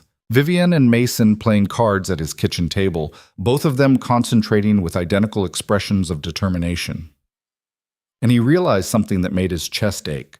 Mason loved her too, not in the desperate way that comes from needing a mother figure, but in the simple way children love people who treat them with genuine respect and kindness. He talked about her constantly. What Vivian had said about dinosaurs, how Vivian had explained compound interest using Lego bricks when they could visit the museum again. Walking away from Vivian didn't just hurt Caleb, it hurt Mason too. But staying with her meant risking a custody battle that could devastate them both. When morning finally came, Caleb dropped Mason at school and drove to the one person whose advice he trusted above all others. Claire answered her door in pajamas, took one look at his face, and pulled him inside. "Tell me everything," she said. So he did. The call from Robert, the custody threat, the impossible choice between protecting Mason and keeping Vivian in their lives. Claire listened without interrupting, making coffee while he talked, her expression growing progressively more angry. "That absolute bastard," she said when he finished. "Using Mason as a weapon because he can't stand seeing you happy. He's not wrong, though. The media attention, the scrutiny, that's not normal for an 8-year-old. Neither is losing your mother at 5. Neither is being raised by a single father who works 60 hours a week. Life isn't normal, Caleb, but you've given Mason something better than normal. You've given him stability and love and a father who shows up every single day." Claire set her coffee down hard. Robert Finch is bitter and grieving and looking for someone to blame. Don't let him dictate your life. But what if he's right? What if I'm being selfish? Are you happy with Vivian? Yes. Is Mason happy when she's around? Yes. Is she good to him? Good for him? Yes. She treats him like he matters, not like he's an obligation she has to tolerate. Then you fight. Claire grabbed his shoulders. You get a lawyer, you document every interaction with Robert. You build a case that shows you're a good father who happens to be dating someone successful. You don't give up because fighting is hard. What if I lose? What if you win?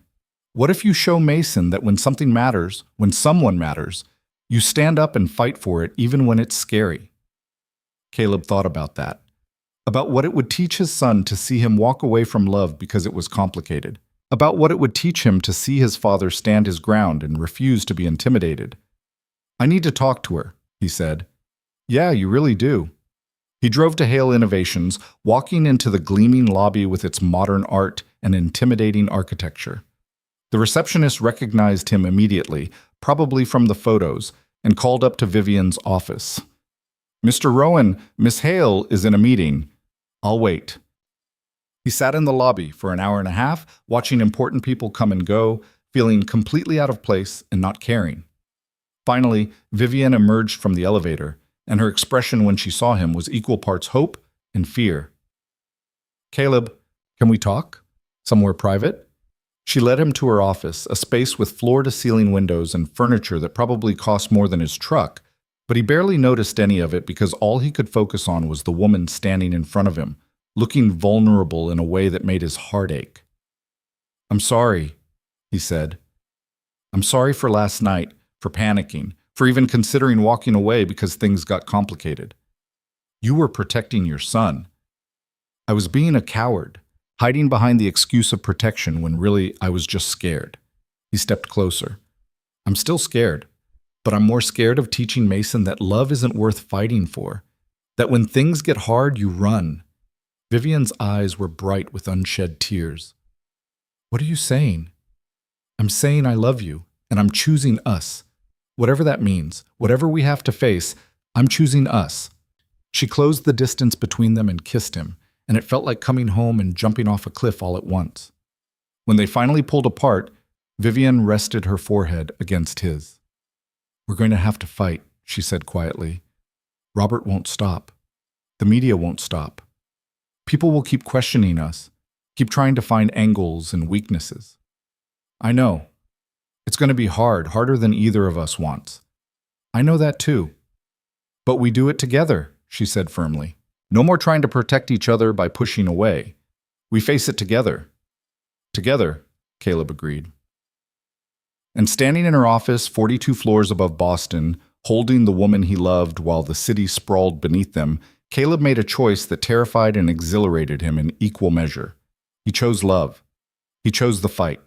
He chose the possibility that maybe, just maybe, two people from different worlds could build something real if they were brave enough to try. The fight started smaller than either of them expected, not with custody lawyers or board meetings, but with a phone call from Mason's school on a Wednesday afternoon.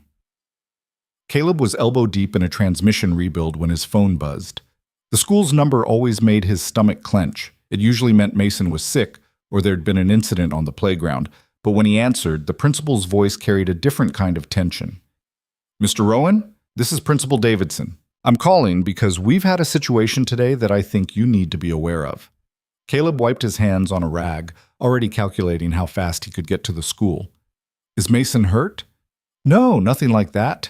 But there was an altercation during lunch. Some older boys were teasing Mason about— She paused, choosing words carefully. About the recent media attention surrounding your relationship.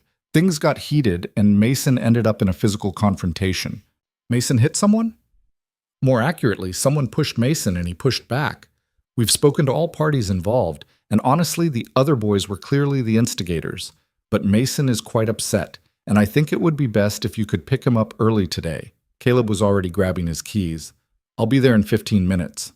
He made it in 12, driving with the kind of focused intensity that came from parental worry. When he reached the principal's office, Mason sat in one of the chairs outside. His Red Sox cap pulled low, shoulders hunched in a way that made him look impossibly small. Hey, buddy. Caleb knelt in front of him. You okay? Mason's lower lip trembled. They said you were only with Vivian for her money, that you were a gold digger, and I told them they were wrong, that you actually love her, but they just laughed and said everyone knows poor people only date rich people for money. He looked up, his eyes red-rimmed. So I pushed Connor, and then he pushed me back, and then Mrs. Martinez came. Caleb's heart cracked clean through. Mason. Is it true, Dad? Are you with Vivian for her money? No, absolutely not. Then why do people keep saying it? Caleb pulled his son into a hug, feeling the boy's small body shake with held-back tears. Because people don't know us. They don't know our story. They just see the surface, a mechanic and a CEO, and they make assumptions. But assumptions aren't truth, Mason. You know the truth. The truth is you smile more now, Mason said quietly, his voice muffled against Caleb's shoulder. You smile when you text her. And you laugh at her jokes even when they're not funny. And you look at her the way you looked at Mom in the pictures. Caleb pulled back, looking at his son's serious face. You remember your mom? A little, mostly from photos. But I remember you were happy together, and you're happy with Vivian. That's real, isn't it? Not fake like Connor says. It's real, buddy. The realest thing I've felt in a long time. Mason nodded, satisfied with that answer in the way only children could be, accepting truth when they heard it, even when the world tried to complicate it. They left the school together, and Caleb took the rest of the day off, something he almost never did. They went to the park near their house, threw a baseball until Mason's mood lifted, and got ice cream from the truck that parked by the baseball fields on Wednesdays. You can't push people, Caleb said as they sat on a bench, ice cream melting in the spring sun. Even when they're wrong. Even when they're mean. I know. Mrs. Martinez already gave me the lecture about using words instead of hands. But, Mason was quiet for a moment, but sometimes words don't work. Sometimes people just believe what they want to believe, and talking doesn't change anything. The wisdom in that statement, coming from an 8-year-old, was both heartbreaking and profound. You're right, Caleb admitted. Sometimes words aren't enough, but we still have to try. And when words fail, we walk away with our heads high, knowing we're better than what they think of us. Is that what you're doing with Vivian? Walking away with your head high? No, we're staying. We're fighting for what we have. Because some things are worth fighting for, even when it's hard. Mason licked his ice cream thoughtfully. Good. Because I like her. And it would be stupid to give up something good just because other people are mean about it. That night, after Mason was asleep, Caleb told Vivian about the school incident. They were on the phone. She was in San Francisco for meetings, 3 time zones away, but her voice felt close enough to touch. I'm so sorry, she said. Mason shouldn't have to deal with this. Maybe I should. Maybe we should pull back on public appearances, make ourselves less visible until things calm down. That's just hiding differently, and it doesn't teach Mason the right lesson. What lesson are we teaching him now? That loving someone comes with harassment and judgment? No. Caleb stared at the ceiling of his bedroom, the familiar cracks and water stains that he kept meaning to fix. We're teaching him that love is worth defending, that you don't hide what matters just because it's inconvenient or uncomfortable. Vivian was quiet for a long moment. I wish I was there with you. Me too. When I get back, let's do something, the 3 of us. Something normal, away from cameras and gossip and all of it. Just us. Yeah, I'd like that. But normal proved elusive because the next morning brought fresh complications in the form of a black Mercedes parked outside Rowan's garage when Caleb arrived to open up. Robert Finch stepped out, wearing an expensive suit and an expression that radiated controlled anger. He looked older than Caleb remembered, more gray at the temples, deeper lines around his mouth, but his eyes held the same cold assessment they'd always carried. Robert. Well, Caleb kept his voice neutral, his body positioned between his ex-father-in-law and the garage entrance. This is a surprise. Is it? After I made my concerns quite clear? Robert looked around the parking lot with barely concealed disdain. We need to talk, preferably somewhere private. My office is private enough. They went inside, the tension thick enough to choke on. Caleb gestured to the chair across from his desk, the one where Vivian usually sat during her lunch visits, and remained standing himself, arms crossed. Say what you came to say. Robert pulled out his phone and opened a news article, turning the screen toward Caleb. The headline read, Hale Innovation CEO's boyfriend's son involved in school fight. Caleb's blood ran cold. How did they...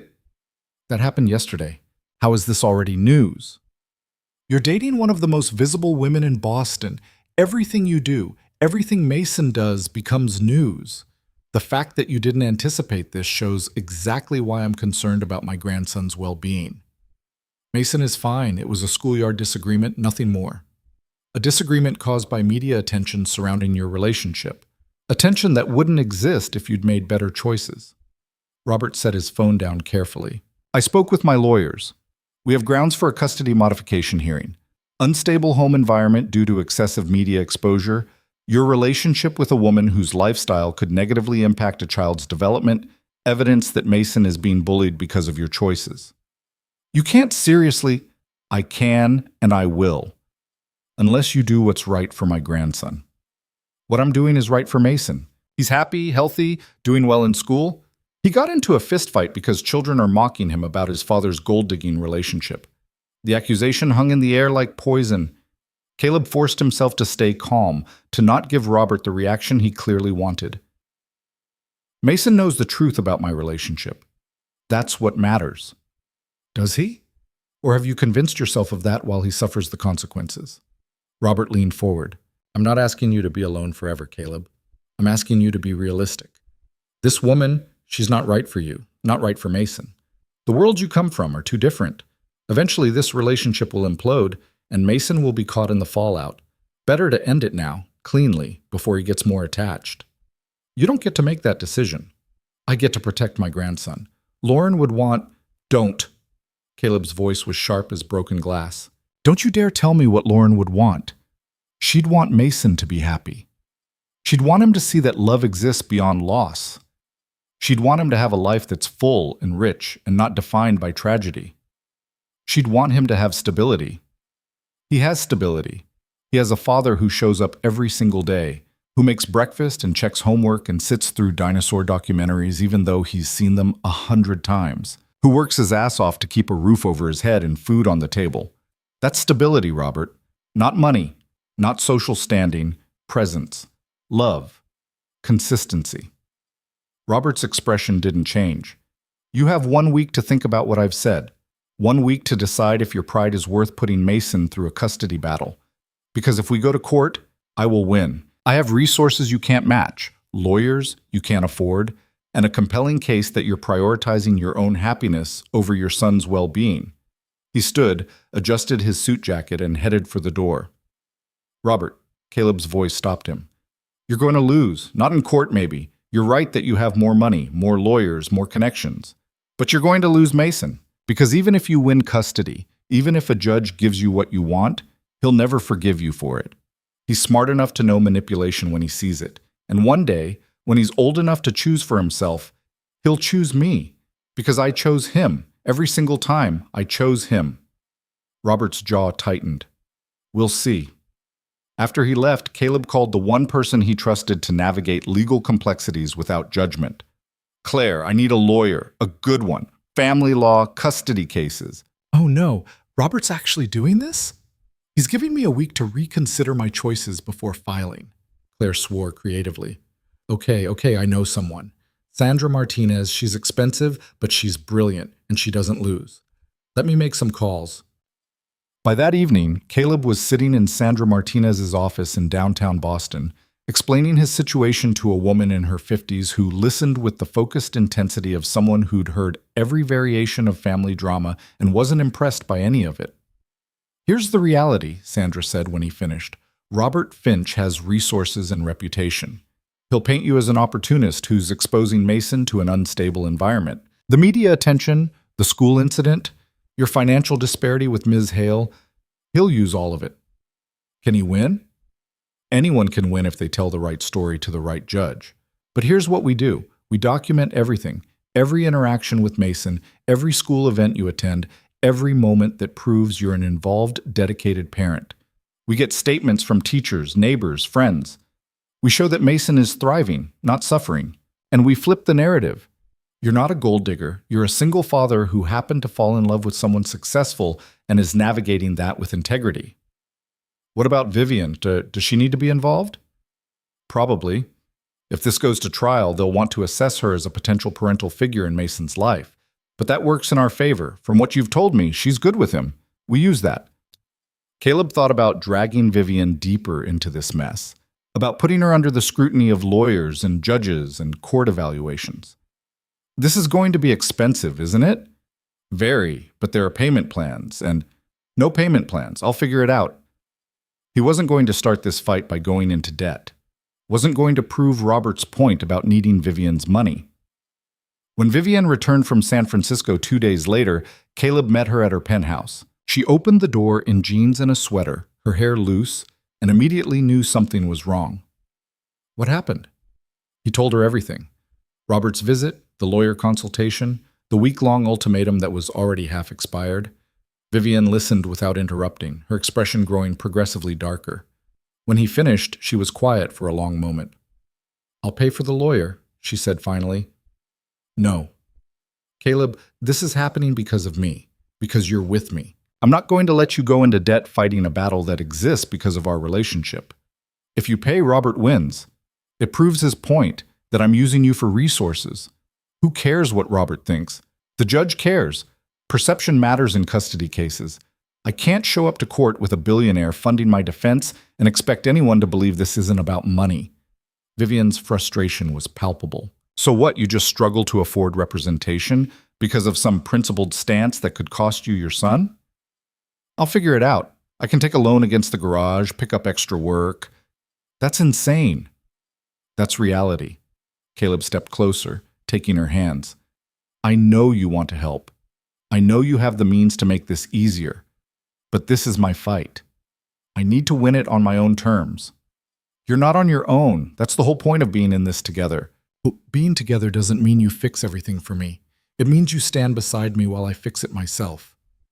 Vivian pulled away, pacing to the window. The city sprawled beneath them, lights beginning to flicker on as evening fell. I hate this. I hate that my money is somehow this burden instead of something useful. I hate that people can't just see us for what we are without calculating net worth and social standing. I know. And I hate that Robert Finch gets to threaten the man I love because he's bitter and grieving and can't accept that life moves forward. Caleb crossed to her, wrapping his arms around her from behind. She leaned back against him, and they stood there watching the city breathe. What do we do? She asked quietly. We document everything, like Sandra said. We show that Mason is happy and healthy and thriving. We prove that our relationship enhances his life instead of destabilizing it. And we prepare for the possibility that this gets ugly. How ugly? Court ugly, public ugly. People digging into our lives looking for ammunition ugly. Vivian turned in his arms. I don't care what they find. I'm not ashamed of us. Neither am I. But we need to be smart. No more public events for a while. Nothing that generates headlines or photos. We keep our relationship as private as possible until this is resolved. You're saying we hide. I'm saying we're strategic. There's a difference. But being strategic proved harder than either of them anticipated because the media attention only intensified. Someone leaked details about the custody threat, and suddenly the narrative shifted from unlikely romance to billionaire versus blue-collar custody battle. Think pieces appeared analyzing class warfare and social mobility. Legal experts weighed in on custody law. Mason's school was photographed by news crews until the principal had to issue a statement about protecting student privacy. Through it all, Caleb kept working. He opened the garage every morning at 7, closed it every evening at 6, and spent the hours in between fixing cars and trying not to think about lawyers and court dates and the very real possibility of losing his son. Vivian threw herself into work with equal intensity, managing her company while simultaneously being subjected to increased board scrutiny. James Chen called Caleb one evening to warn him that some board members were questioning whether Vivian's personal life was becoming a distraction that could affect company performance. They can't force her out over a relationship, James said. But they can make noise, apply pressure, create problems. Just thought you should know what you're both up against. What they were up against felt increasingly insurmountable. The preliminary custody hearing was scheduled for 3 weeks out. Sandra filed their response to Robert's petition, arguing that Mason's current living situation was stable and loving and that there were no grounds for modification. Robert's lawyers fired back with documented evidence of media attention, the school fight incident, and affidavits from unnamed sources claiming Caleb was distracted and overwhelmed. The stress was crushing. Caleb lost weight he couldn't afford to lose. Vivian developed stress headaches that no amount of expensive medicine could touch. And Mason, despite their best efforts to shield him, absorbed the tension like a sponge, becoming quieter and more withdrawn. It was Mason who finally broke the careful silence they'd been maintaining. They were at dinner. Caleb had picked up pizza, Mason's favorite, trying to inject some normalcy into their disrupted routine, when Mason set down his slice and looked at his father with 2 old eyes. Grandpa Robert wants to take me away from you, doesn't he? Caleb's heart stopped. Mason, I heard you on the phone with Aunt Claire, and kids at school keep asking if I'm going to have to move. And you're sad all the time even when you pretend you're not. Mason's voice was steady, but his hands trembled. Is it because of Vivian? Caleb set down his own pizza, all appetite gone. Your grandfather thinks, he believes that the attention from my relationship with Vivian is too much for you, that it's causing problems. Is he right? I don't know. You tell me. Are you okay with everything that's happening? Mason thought about this with his characteristic seriousness. I don't like when kids are mean, and I don't like reporters taking pictures, but I like Vivian, and I like that you're happy again. Happier than you've been since Mom died. He looked up. Is that selfish? That I want you to be happy even if it makes things complicated? Oh, buddy. Caleb pulled his son into a hug. That's not selfish, that's love. And it's exactly what your mom would have wanted, for both of us to be happy. Then why is Grandpa Robert trying to stop it? Because he's hurting. Because he misses your mom so much that seeing me move forward feels like leaving her behind. It's not right, and it's not fair to you, but it's where his anger is coming from. Mason was quiet against Caleb's shoulder. Then, in a small voice, "Are you going to marry Vivian?" The question caught Caleb completely off guard. We haven't talked about that. But you love her, right? Yeah, I do. And she loves you? I think so. Then you should marry her, because people who love each other should be together. That's what you told me about you and Mom. The simple logic of it, delivered with such certainty, made Caleb's throat tight. It's more complicated than that, Mason. Why? Because of money? Because she's rich and we're not? Partly. That's stupid. Money doesn't matter if you love someone. You're right, but sometimes the world doesn't agree with us. Mason pulled back, looking at his father with the kind of fierce determination that reminded Caleb of Lauren. Then we make the world agree. We show them they're wrong. That night after Mason was asleep, Caleb lay in bed thinking about his son's words, about making the world agree, about refusing to let fear and judgment dictate the shape of their lives. His phone buzzed with a text from Vivian. Can't sleep. Keep thinking about the hearing, about what happens if we lose. He called her instead of texting back. We're not going to lose, he said when she answered. You don't know that. No, but I believe it, because the alternative is unacceptable. Caleb, if this goes badly, if Robert wins, I'll never forgive myself. This is my fault, my visibility, my wealth, my world causing yours to implode. Stop. This is Robert's fault, his bitterness, his manipulation. Not yours, not ours. But if I had just stayed away, then we both would have spent the rest of our lives wondering what we'd missed. And Mason would have learned that love isn't worth fighting for. Caleb stared at his ceiling, the same cracks he'd been looking at for years. My son told me tonight that people who love each other should be together, that money doesn't matter if you love someone. And you know what? He's right.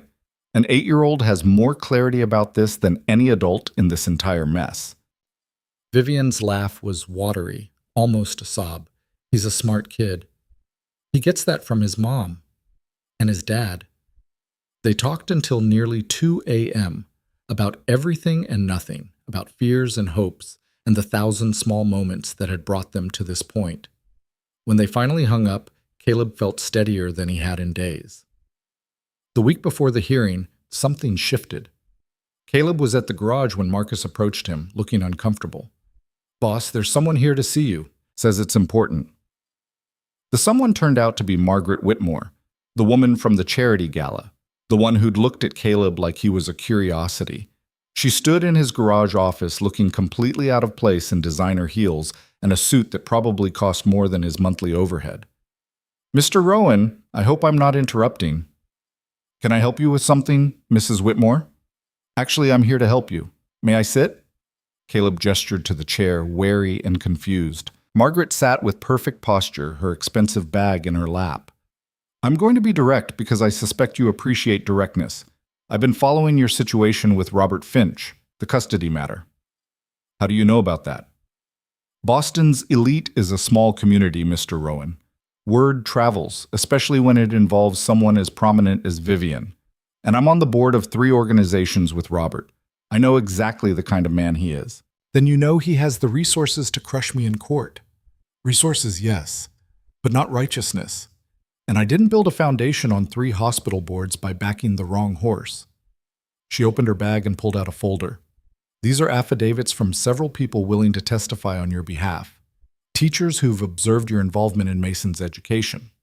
Neighbors who can speak to your character. Parents from Mason's school who've seen firsthand how you show up for your son. Caleb stared at this folder. Why would you do this? Because I was wrong about you. At the gala, I dismissed you as another man trying to use Vivian for advancement. But I've been watching, and what I see is a man who works hard, raises his son well, and treats Vivian like a person instead of a prize. That's rare, and it's worth protecting. She stood, leaving the folder on his desk. Robert Finch is a bully who uses his position to intimidate people. Don't let him win, Mr. Rowan. Boston has enough of his kind. We could use more of yours. After she left, Caleb sat in stunned silence, holding a folder full of support from people he barely knew, people who'd looked past the surface and seen something worth defending. When he called Sandra Martinez to tell her, she actually laughed with delight. This is exactly what we need. Character witnesses with social standing who can counter Robert's narrative. Margaret Whitmore's name alone carries weight with judges. This changes things. How much? Enough that I'm actually optimistic, which, for me, is saying something. That evening, Caleb took the folder to Vivian's apartment. She read through each affidavit carefully, her expression shifting from surprise to something that looked like hope. Margaret did this, she said wonderingly. Margaret Whitmore, who never met a social climber she didn't eviscerate, is defending you. Apparently, I surprised her. You surprise everyone, including me. Vivian set the folder down. This is good, Caleb. This is really good. It's not over yet. Robert still has his lawyers, his money, his connections. But you have truth, and apparently you have allies we didn't know existed. She moved closer, taking his hands. We're going to win this. Even if we don't, even if the hearing doesn't go our way, we don't stop fighting. We appeal, we document. We prove over and over that Mason belongs with me, with us. Us, Vivian repeated softly. I like the sound of that. Yeah? Yeah. Caleb pulled her close, holding her like an anchor in a storm. Mason asked me if we're going to get married. He felt Vivian tense slightly. What did you tell him? That it's complicated, that we haven't talked about it. And now? Are we talking about it? Caleb pulled back enough to see her face. I'm saying that when this is over, when we get through the hearing and Robert backs off and things settle down, I want to talk about it, for real. Because Mason's right. People who love each other should be together. Vivian's eyes were bright. Is that a pre-proposal? It's a promise that there will be an actual proposal, eventually, when our lives aren't complete chaos. I'll hold you to that. Please do. They stood together in her expensive apartment with its marble floors and million-dollar view, two people from different worlds who'd somehow found each other, and they both knew that whatever happened at the hearing, whatever Robert tried to throw at them, they were in this together. The night before the hearing, Caleb couldn't sleep. He kept thinking about worst-case scenarios, about judges who didn't see past economics and social standing, about Mason being taken away because Caleb had dared to fall in love with someone unexpected. Around midnight, his phone rang. Vivian. I know you're awake, she said. I can feel it. Can't sleep. Me neither.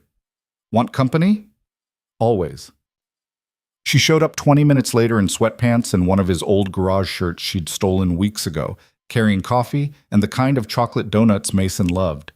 They sat at Caleb's kitchen table, the small, scarred one that had come with the house, so different from her sleek penthouse furniture, and ate donuts while the night stretched around them.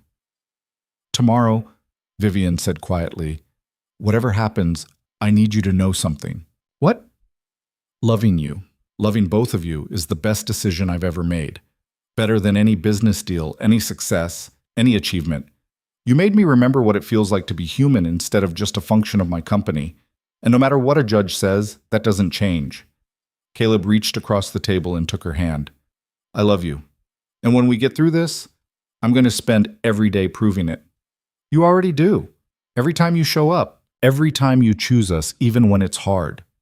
They sat there until dawn began to paint the sky gray and pink, hands linked across a kitchen table. Two people from impossible worlds preparing to fight for their right to build something real. And somewhere in the quiet house, Mason slept peacefully, trusting that the adults in his life would do what was right, unaware that tomorrow would determine whether that trust was justified or misplaced. The courthouse steps were crowded with more people than Caleb had expected. Not just lawyers and court personnel, but photographers, reporters with cameras, curious onlookers who'd followed the story through tabloids and blogs. Someone had leaked the hearing details, and now what should have been a private family matter was playing out under public scrutiny. Sandra Martinez met them at the entrance, her expression calm but her eyes sharp with focus. Don't react to anything they shout. Don't make statements. Just walk inside with your head up. Caleb nodded, his hand tight around Mason's. He'd agonized over whether to bring his son to the hearing, but Sandra had been clear. The judge would want to see Mason to assess his demeanor and well-being.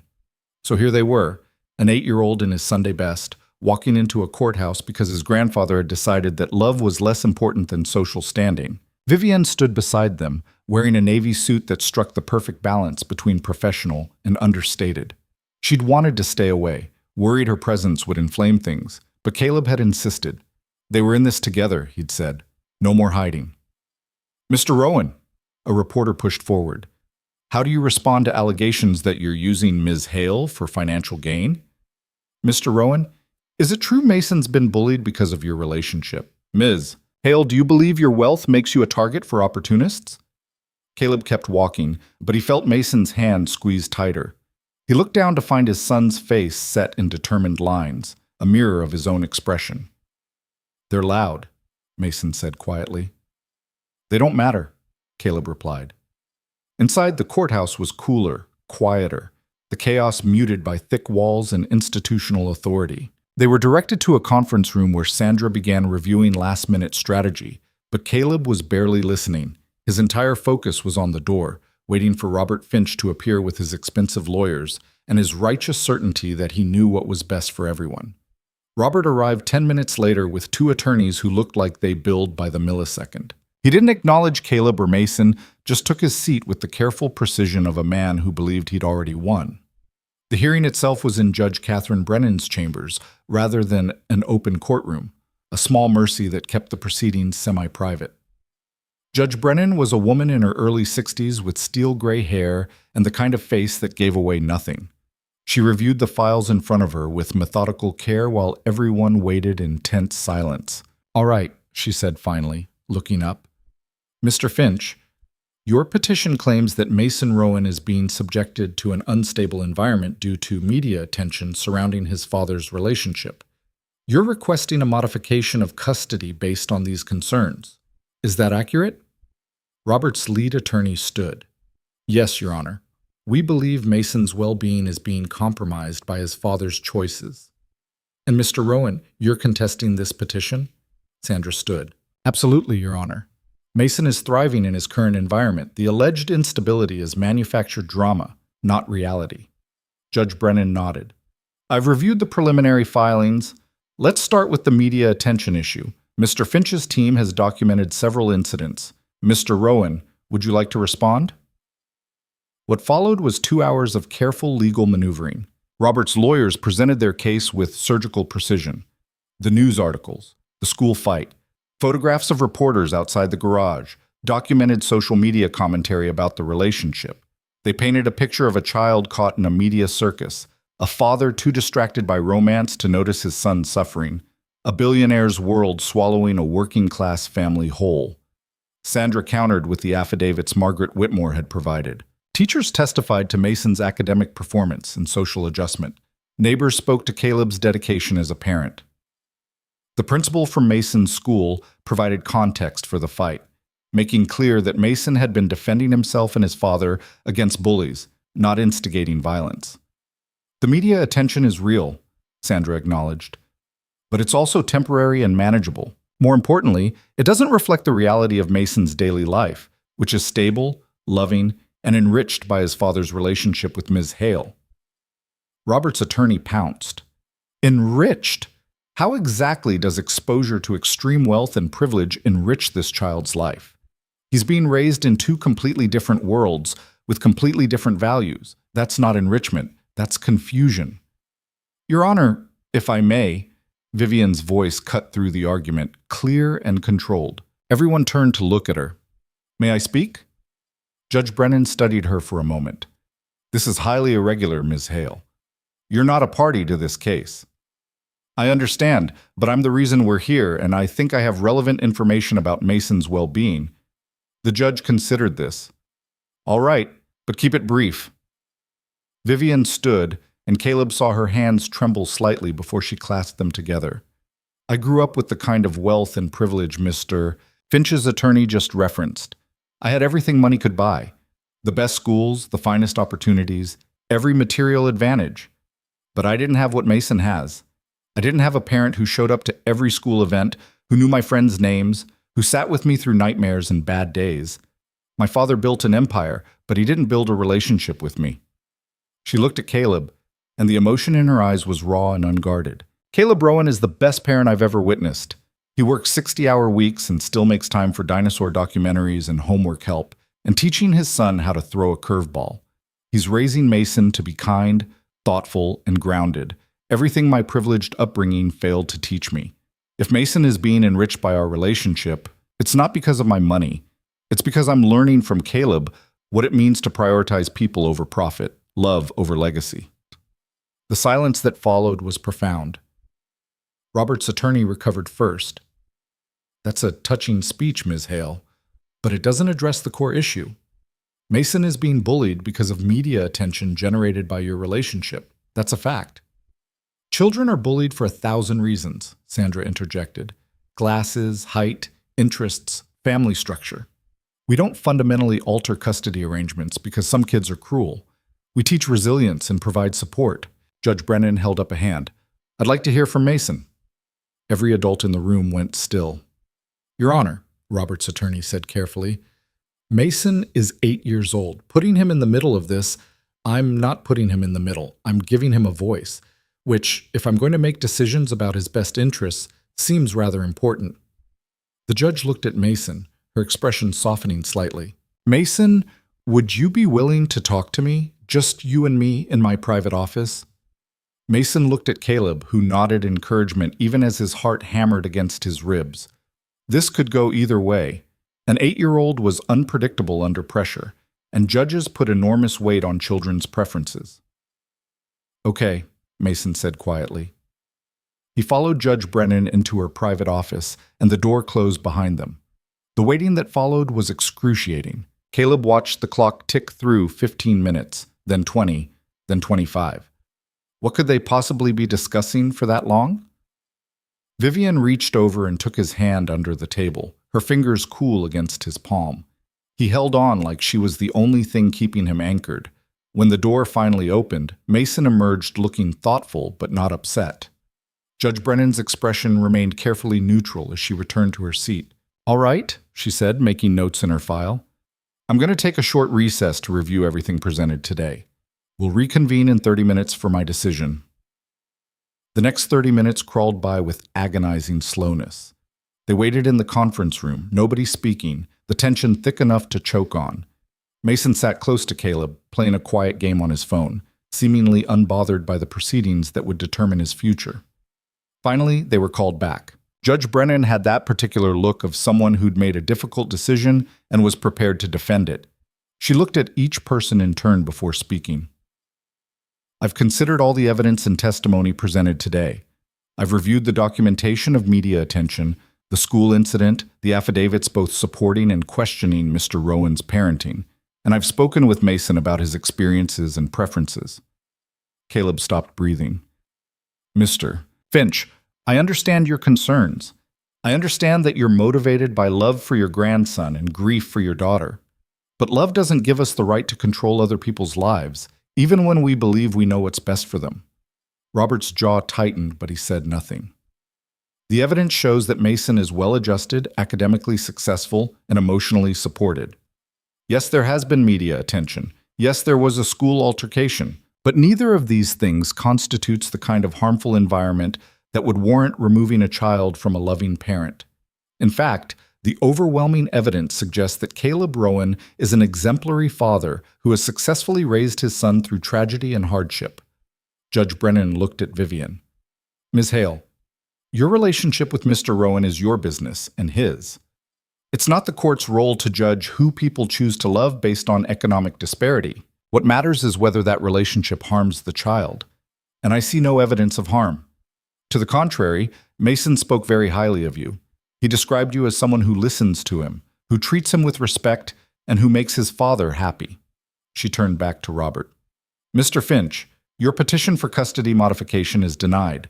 Mason will remain in his father's primary custody, with your existing visitation rights unchanged. However, I'm going to strongly suggest that you consider family counseling to address the underlying grief and conflict that brought us here today. This adversarial approach serves no one, least of all your grandson." The gavel came down with quiet finality. It took Caleb a moment to process what he'd heard. Denied. The petition was denied. Mason was staying with him. Relief hit him so hard his knees nearly buckled. Sandra was saying something professional and measured to the judge, but Caleb couldn't hear it over the rushing in his ears. He looked down at Mason, who was looking back up at him with a small smile. "We won?" Mason asked quietly. "Yeah, buddy. We won." Mason hugged him fiercely, and Caleb held his son like he'd been afraid he'd never get to hold him again. Across the table, Robert Finch looked smaller somehow, diminished by defeat. His lawyers were already packing up, their efficiency suggesting they'd expected this outcome even if their client hadn't. For a moment, Caleb almost felt sorry for him. Almost. Robert stood, straightened his expensive suit, and looked at Caleb with something that might have been respect or might have been resignation. "Take care of him," he said quietly. "I always have." Robert nodded once, then left without another word, his lawyers trailing behind him like expensive shadows. Outside the courthouse, the reporters were waiting, but Caleb was ready for them this time. He stopped at the top of the steps, Sandra on one side and Vivian on the other, Mason standing in front of him with Caleb's hands on his shoulders. "I'll make one statement," Caleb said, and the crowd quieted. "Today, a judge confirmed what I already knew, that being a good parent has nothing to do with how much money you make or who you're in a relationship with. It has everything to do with showing up, listening, and putting your child's needs first. That's what I've done every day since Mason was born, and it's what I'll keep doing. As for my relationship with Vivian Hale, that's between us. But I will say this, she's one of the best people I know, and my son is lucky to have her in his life. We both are." He didn't take questions, just walked down the steps with his small family, and for once, the reporters let them go. They went to the garage because it was familiar and safe and required no pretense. Marcus and Tommy had hung a banner that read, "Welcome home, boss," across the bay doors, which made Mason laugh and made Caleb's throat tight with gratitude. "We never doubted," Marcus said, clapping Caleb on the shoulder. "Not for a second." They ordered pizza and ate it in the garage office, celebrating with paper plates and soda from the vending machine. It was nothing like the fancy restaurants and charity galas, but it was real, and it was theirs, and that made it perfect. Later, after Marcus and Tommy had gone home, and Mason had fallen asleep on the office couch, exhausted from the emotional weight of the day, Caleb and Vivian sat together in the quiet garage, the smell of motor oil and old coffee wrapping around them like comfort. "I can't believe it's over," Vivian said quietly. "It's not really over. Robert still has visitation rights. We'll still have to navigate that relationship. But Mason's staying with you. That's what matters. Because of you." Caleb turned to look at her. "What you said in there about learning from me, I meant every word. You've changed my life, Caleb. Both of you have. Before I met you, I was just going through the motions, building the company bigger because that's what was expected, attending events because that's what I did, but I wasn't actually living. You reminded me what living looks like. Grease-stained hands and used furniture, love, purpose, connection. Things that matter more than quarterly earnings." She moved closer, taking his hands. "I don't want to go back to my old life. The empty penthouse and the meaningless galas and the loneliness I'd convinced myself was sophistication. What do you want?" "This. You. Mason. A life that feels real instead of performed." She paused. "I know it's complicated. I know we still have to figure out how to merge our worlds in a way that works. But I want to try. I want to build something with you." Caleb thought about the question Mason had asked weeks ago, about marriage and commitment and people who love each other being together. He thought about everything they'd been through, the blind date that shouldn't have worked, the media scrutiny, the custody battle, all of it, and how they'd come out the other side stronger instead of broken. "Vivian Hale," he said softly. "When this all started, I thought you were completely out of my league. I thought there was no way someone like you could actually want someone like me." "Caleb, let me finish. I was wrong. Not because I'm somehow good enough for you. I'm still not sure I am, but because the whole idea of leagues is bullshit. We're just two people who found each other at the right time. Two people who needed exactly what the other had to offer. You needed someone who saw you instead of your bank account. I needed someone who reminded me that I'm more than just Mason's dad, that I'm allowed to want things for myself. He reached into his pocket and pulled out a small box.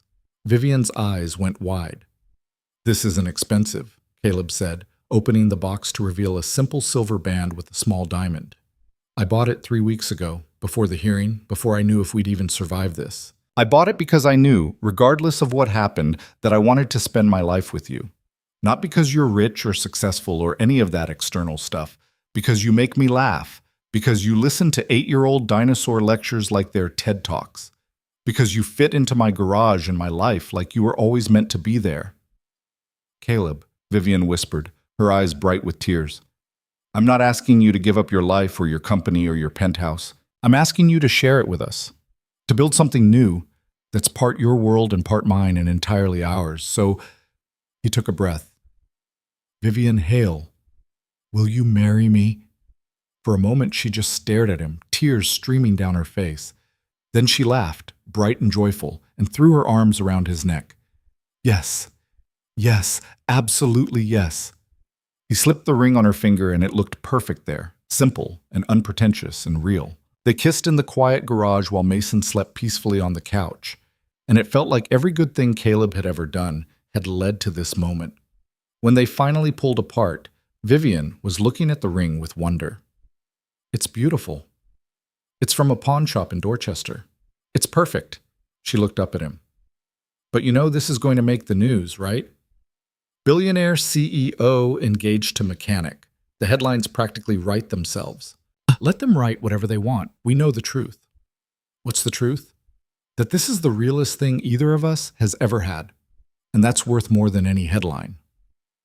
They stayed in the garage until nearly midnight, making quiet plans and talking about the future. Vivian would keep running Hale Innovations. She was good at it, and the company did important work. But she'd step back from some of the social obligations that felt hollow, focus more on the parts of the job that actually mattered. Caleb would keep the garage, maybe even expand it now that he wasn't constantly worried about money and custody battles. And they'd figure out where to live. Maybe somewhere between her penthouse and his house, somewhere that felt like neutral ground where they could build something entirely their own. "What about Mason?" Vivian asked. "Have you told him about wanting to propose?" "I asked his permission 3 weeks ago. He said, and I quote, 'It's about time.'" Vivian laughed. "He's got your romantic timing." "He's got his mother's intelligence, thank goodness." They woke Mason gently, and his sleepy confusion turned to delight when he saw the ring on Vivian's finger. "You did it!" He was suddenly wide awake. "Dad actually did it!" "You don't sound surprised," Vivian said. "I'm not." "He's been weird about it for weeks. Kept asking me questions about what I thought about you and if I'd be okay with changes and stuff." Mason looked at the ring more closely. "It's pretty, not big and flashy like the ones on TV." "That's because your dad has good taste," Vivian said seriously. "Also because I'm broke," Caleb added. "You're not broke. You're financially challenged." Mason had clearly heard this phrase somewhere and was delighted to use it. "There's a difference." They drove home together, all 3 of them in Caleb's truck. Vivian squeezed in the middle, and it felt like family in a way that made Caleb's chest ache with gratitude. They'd survived the custody battle, survived the scrutiny, survived every attempt to tear them apart, and they'd come out stronger. The next morning, Caleb woke to his phone exploding with notifications. Someone had leaked the engagement, probably someone at the courthouse who'd seen the ring, and the news was everywhere. But instead of the cynical, judgmental coverage they'd gotten before, something had shifted. Boston Mechanic and Hale Innovation CEO engaged. After winning custody battle read one headline, "Love Conquers All," Caleb Rowan and Vivian Hale prove different worlds can collide, read another. Even the comments, typically a cesspool of judgment, seemed different. People were sharing their own stories of unlikely relationships, of love that transcended economic boundaries, of finding connection in unexpected places. "We've become a fairy tale," Vivian said, reading over his shoulder. "The mechanic and the CEO who fell in love despite everything." "Fairy tales usually skip the custody battles and media harassment," Caleb pointed out. "The good ones don't. The good ones acknowledge that happily ever after takes work." She was right. Over the next few months, they learned exactly how much work it took. They had to navigate the complex dynamics of blending their lives. Teaching Vivian's staff that showing up to the garage in jeans didn't mean she was available for emergency calls. Teaching Caleb's customers that sometimes Vivian would be there, and it didn't mean prices were going up. They had to figure out how to split time between his modest house and her penthouse, eventually deciding to buy a new place in Cambridge that felt like neutral ground. Mason had to adjust to new routines and new expectations, to having a maternal figure in his life again after years of just him and Caleb. There were rough patches and growing pains, moments when the differences in their backgrounds created friction. But they worked through it, together. Vivian learned to change oil and brake pads, getting grease under her carefully manicured nails and loving every minute of it. Caleb learned to attend board meetings when Vivian needed support, wearing suits that actually fit, and holding his own in conversations about markets and margins. Mason got the stable, loving household he deserved, complete with two parents who showed up for every school event and actually liked each other. 6 months after the engagement, they got married in a small ceremony at the Museum of Natural History, surrounded by dinosaur skeletons and the people who actually mattered. Claire cried through the entire thing. Marcus and Tommy showed up in suits that looked like they'd been borrowed. Margaret Whitmore attended and brought half of Boston's philanthropic community, all of whom donated generously to the museum in lieu of wedding gifts. Even Robert Finch came, standing in the back and saying nothing, but his presence felt like a truce. He and Caleb would never be close, but they'd found a careful peace centered around their mutual love for Mason.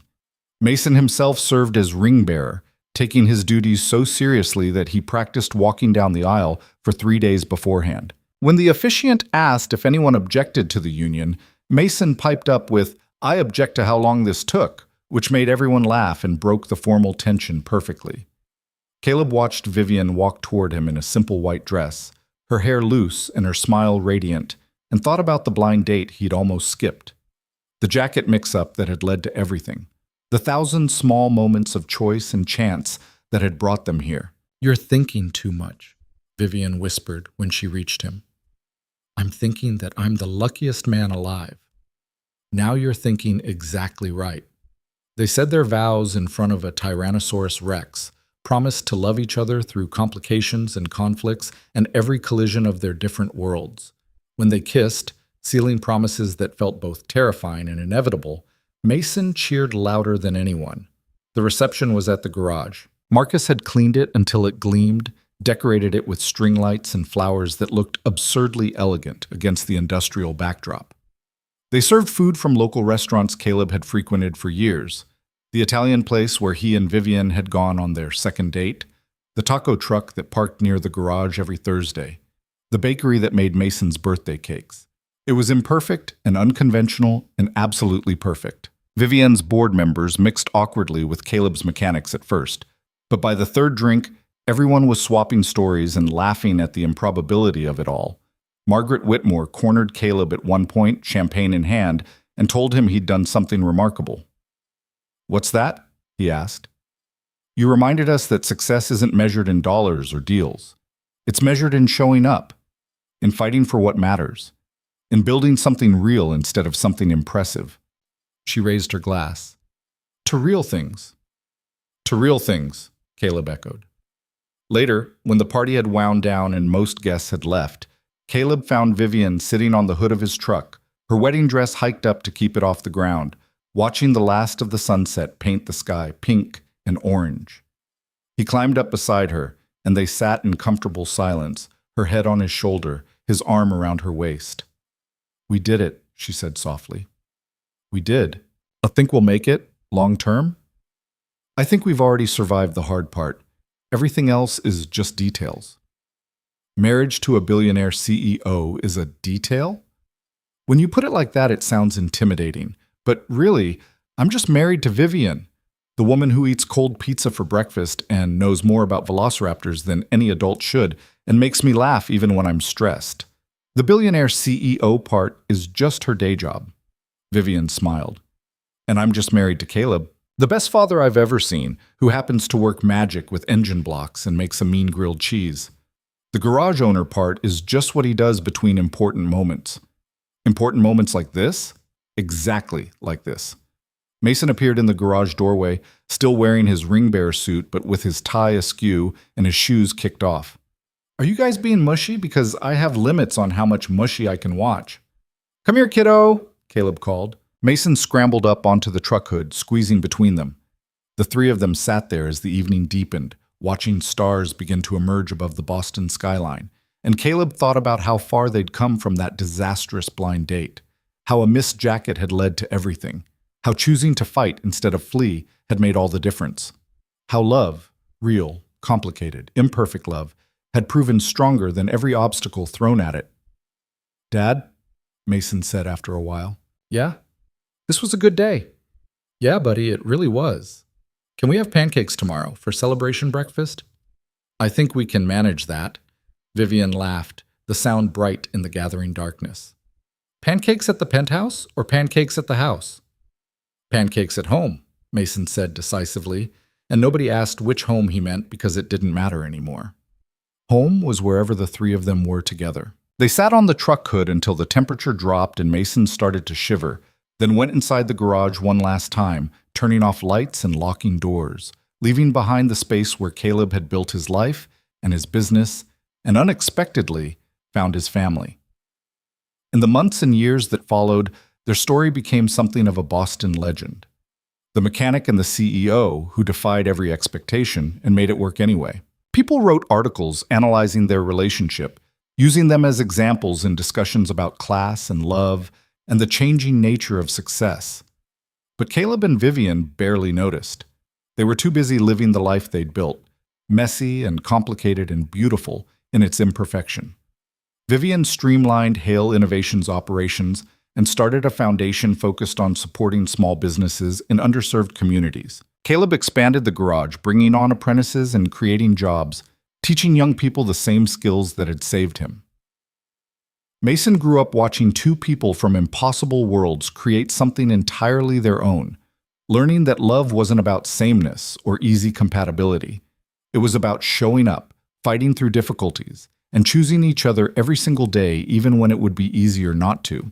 He learned that family could be built, not just born, that worth had nothing to do with wealth, that the strongest bonds were forged in fire and tested by adversity and emerged more resilient for the struggle.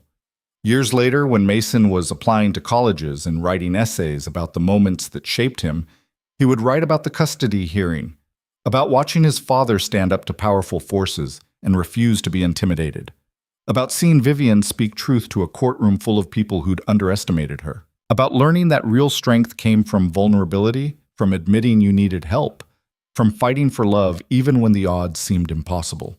But that was all future.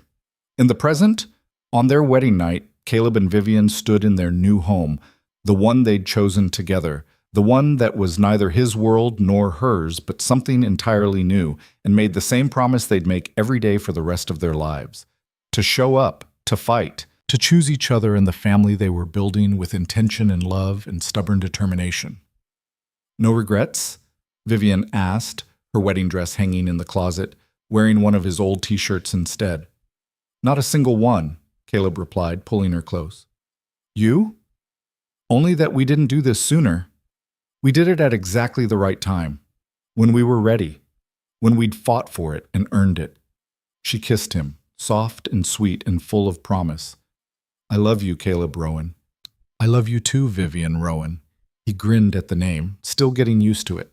She'd taken his last name not because tradition demanded it, but because she wanted the world to know she belonged to this family she'd chosen.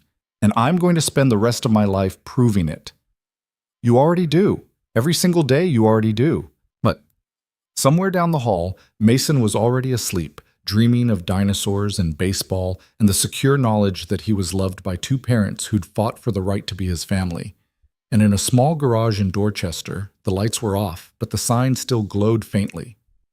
Rowan's Garage. Honest work, honest prices, honest life. It wasn't a fairy tale ending, because real life was messier than fairy tales. There would be more challenges ahead, more headlines, more scrutiny, more moments when their different backgrounds would create friction. But they'd face all of it together, with the same stubborn determination that had brought them this far. Because in the end, that's what love was. Not the easy moments or the perfect circumstances, but the choice to keep showing up even when it was hard. To see another person, really see them, beyond wealth or status or surface appearances, and decide they were worth fighting for. Caleb Rowan, the mechanic from Dorchester who'd almost skipped a blind date, had learned that lesson better than most. And so had Vivian Hale, the billionaire CEO who'd forgotten what it meant to be human until a worn leather jacket and a child's birthday card reminded her. Together, they'd built something that couldn't be measured in quarterly earnings or social standing or media coverage. They'd built a family, a life, a love that was messy and complicated and absolutely, perfectly real, and that more than any fairy tale ending was worth everything.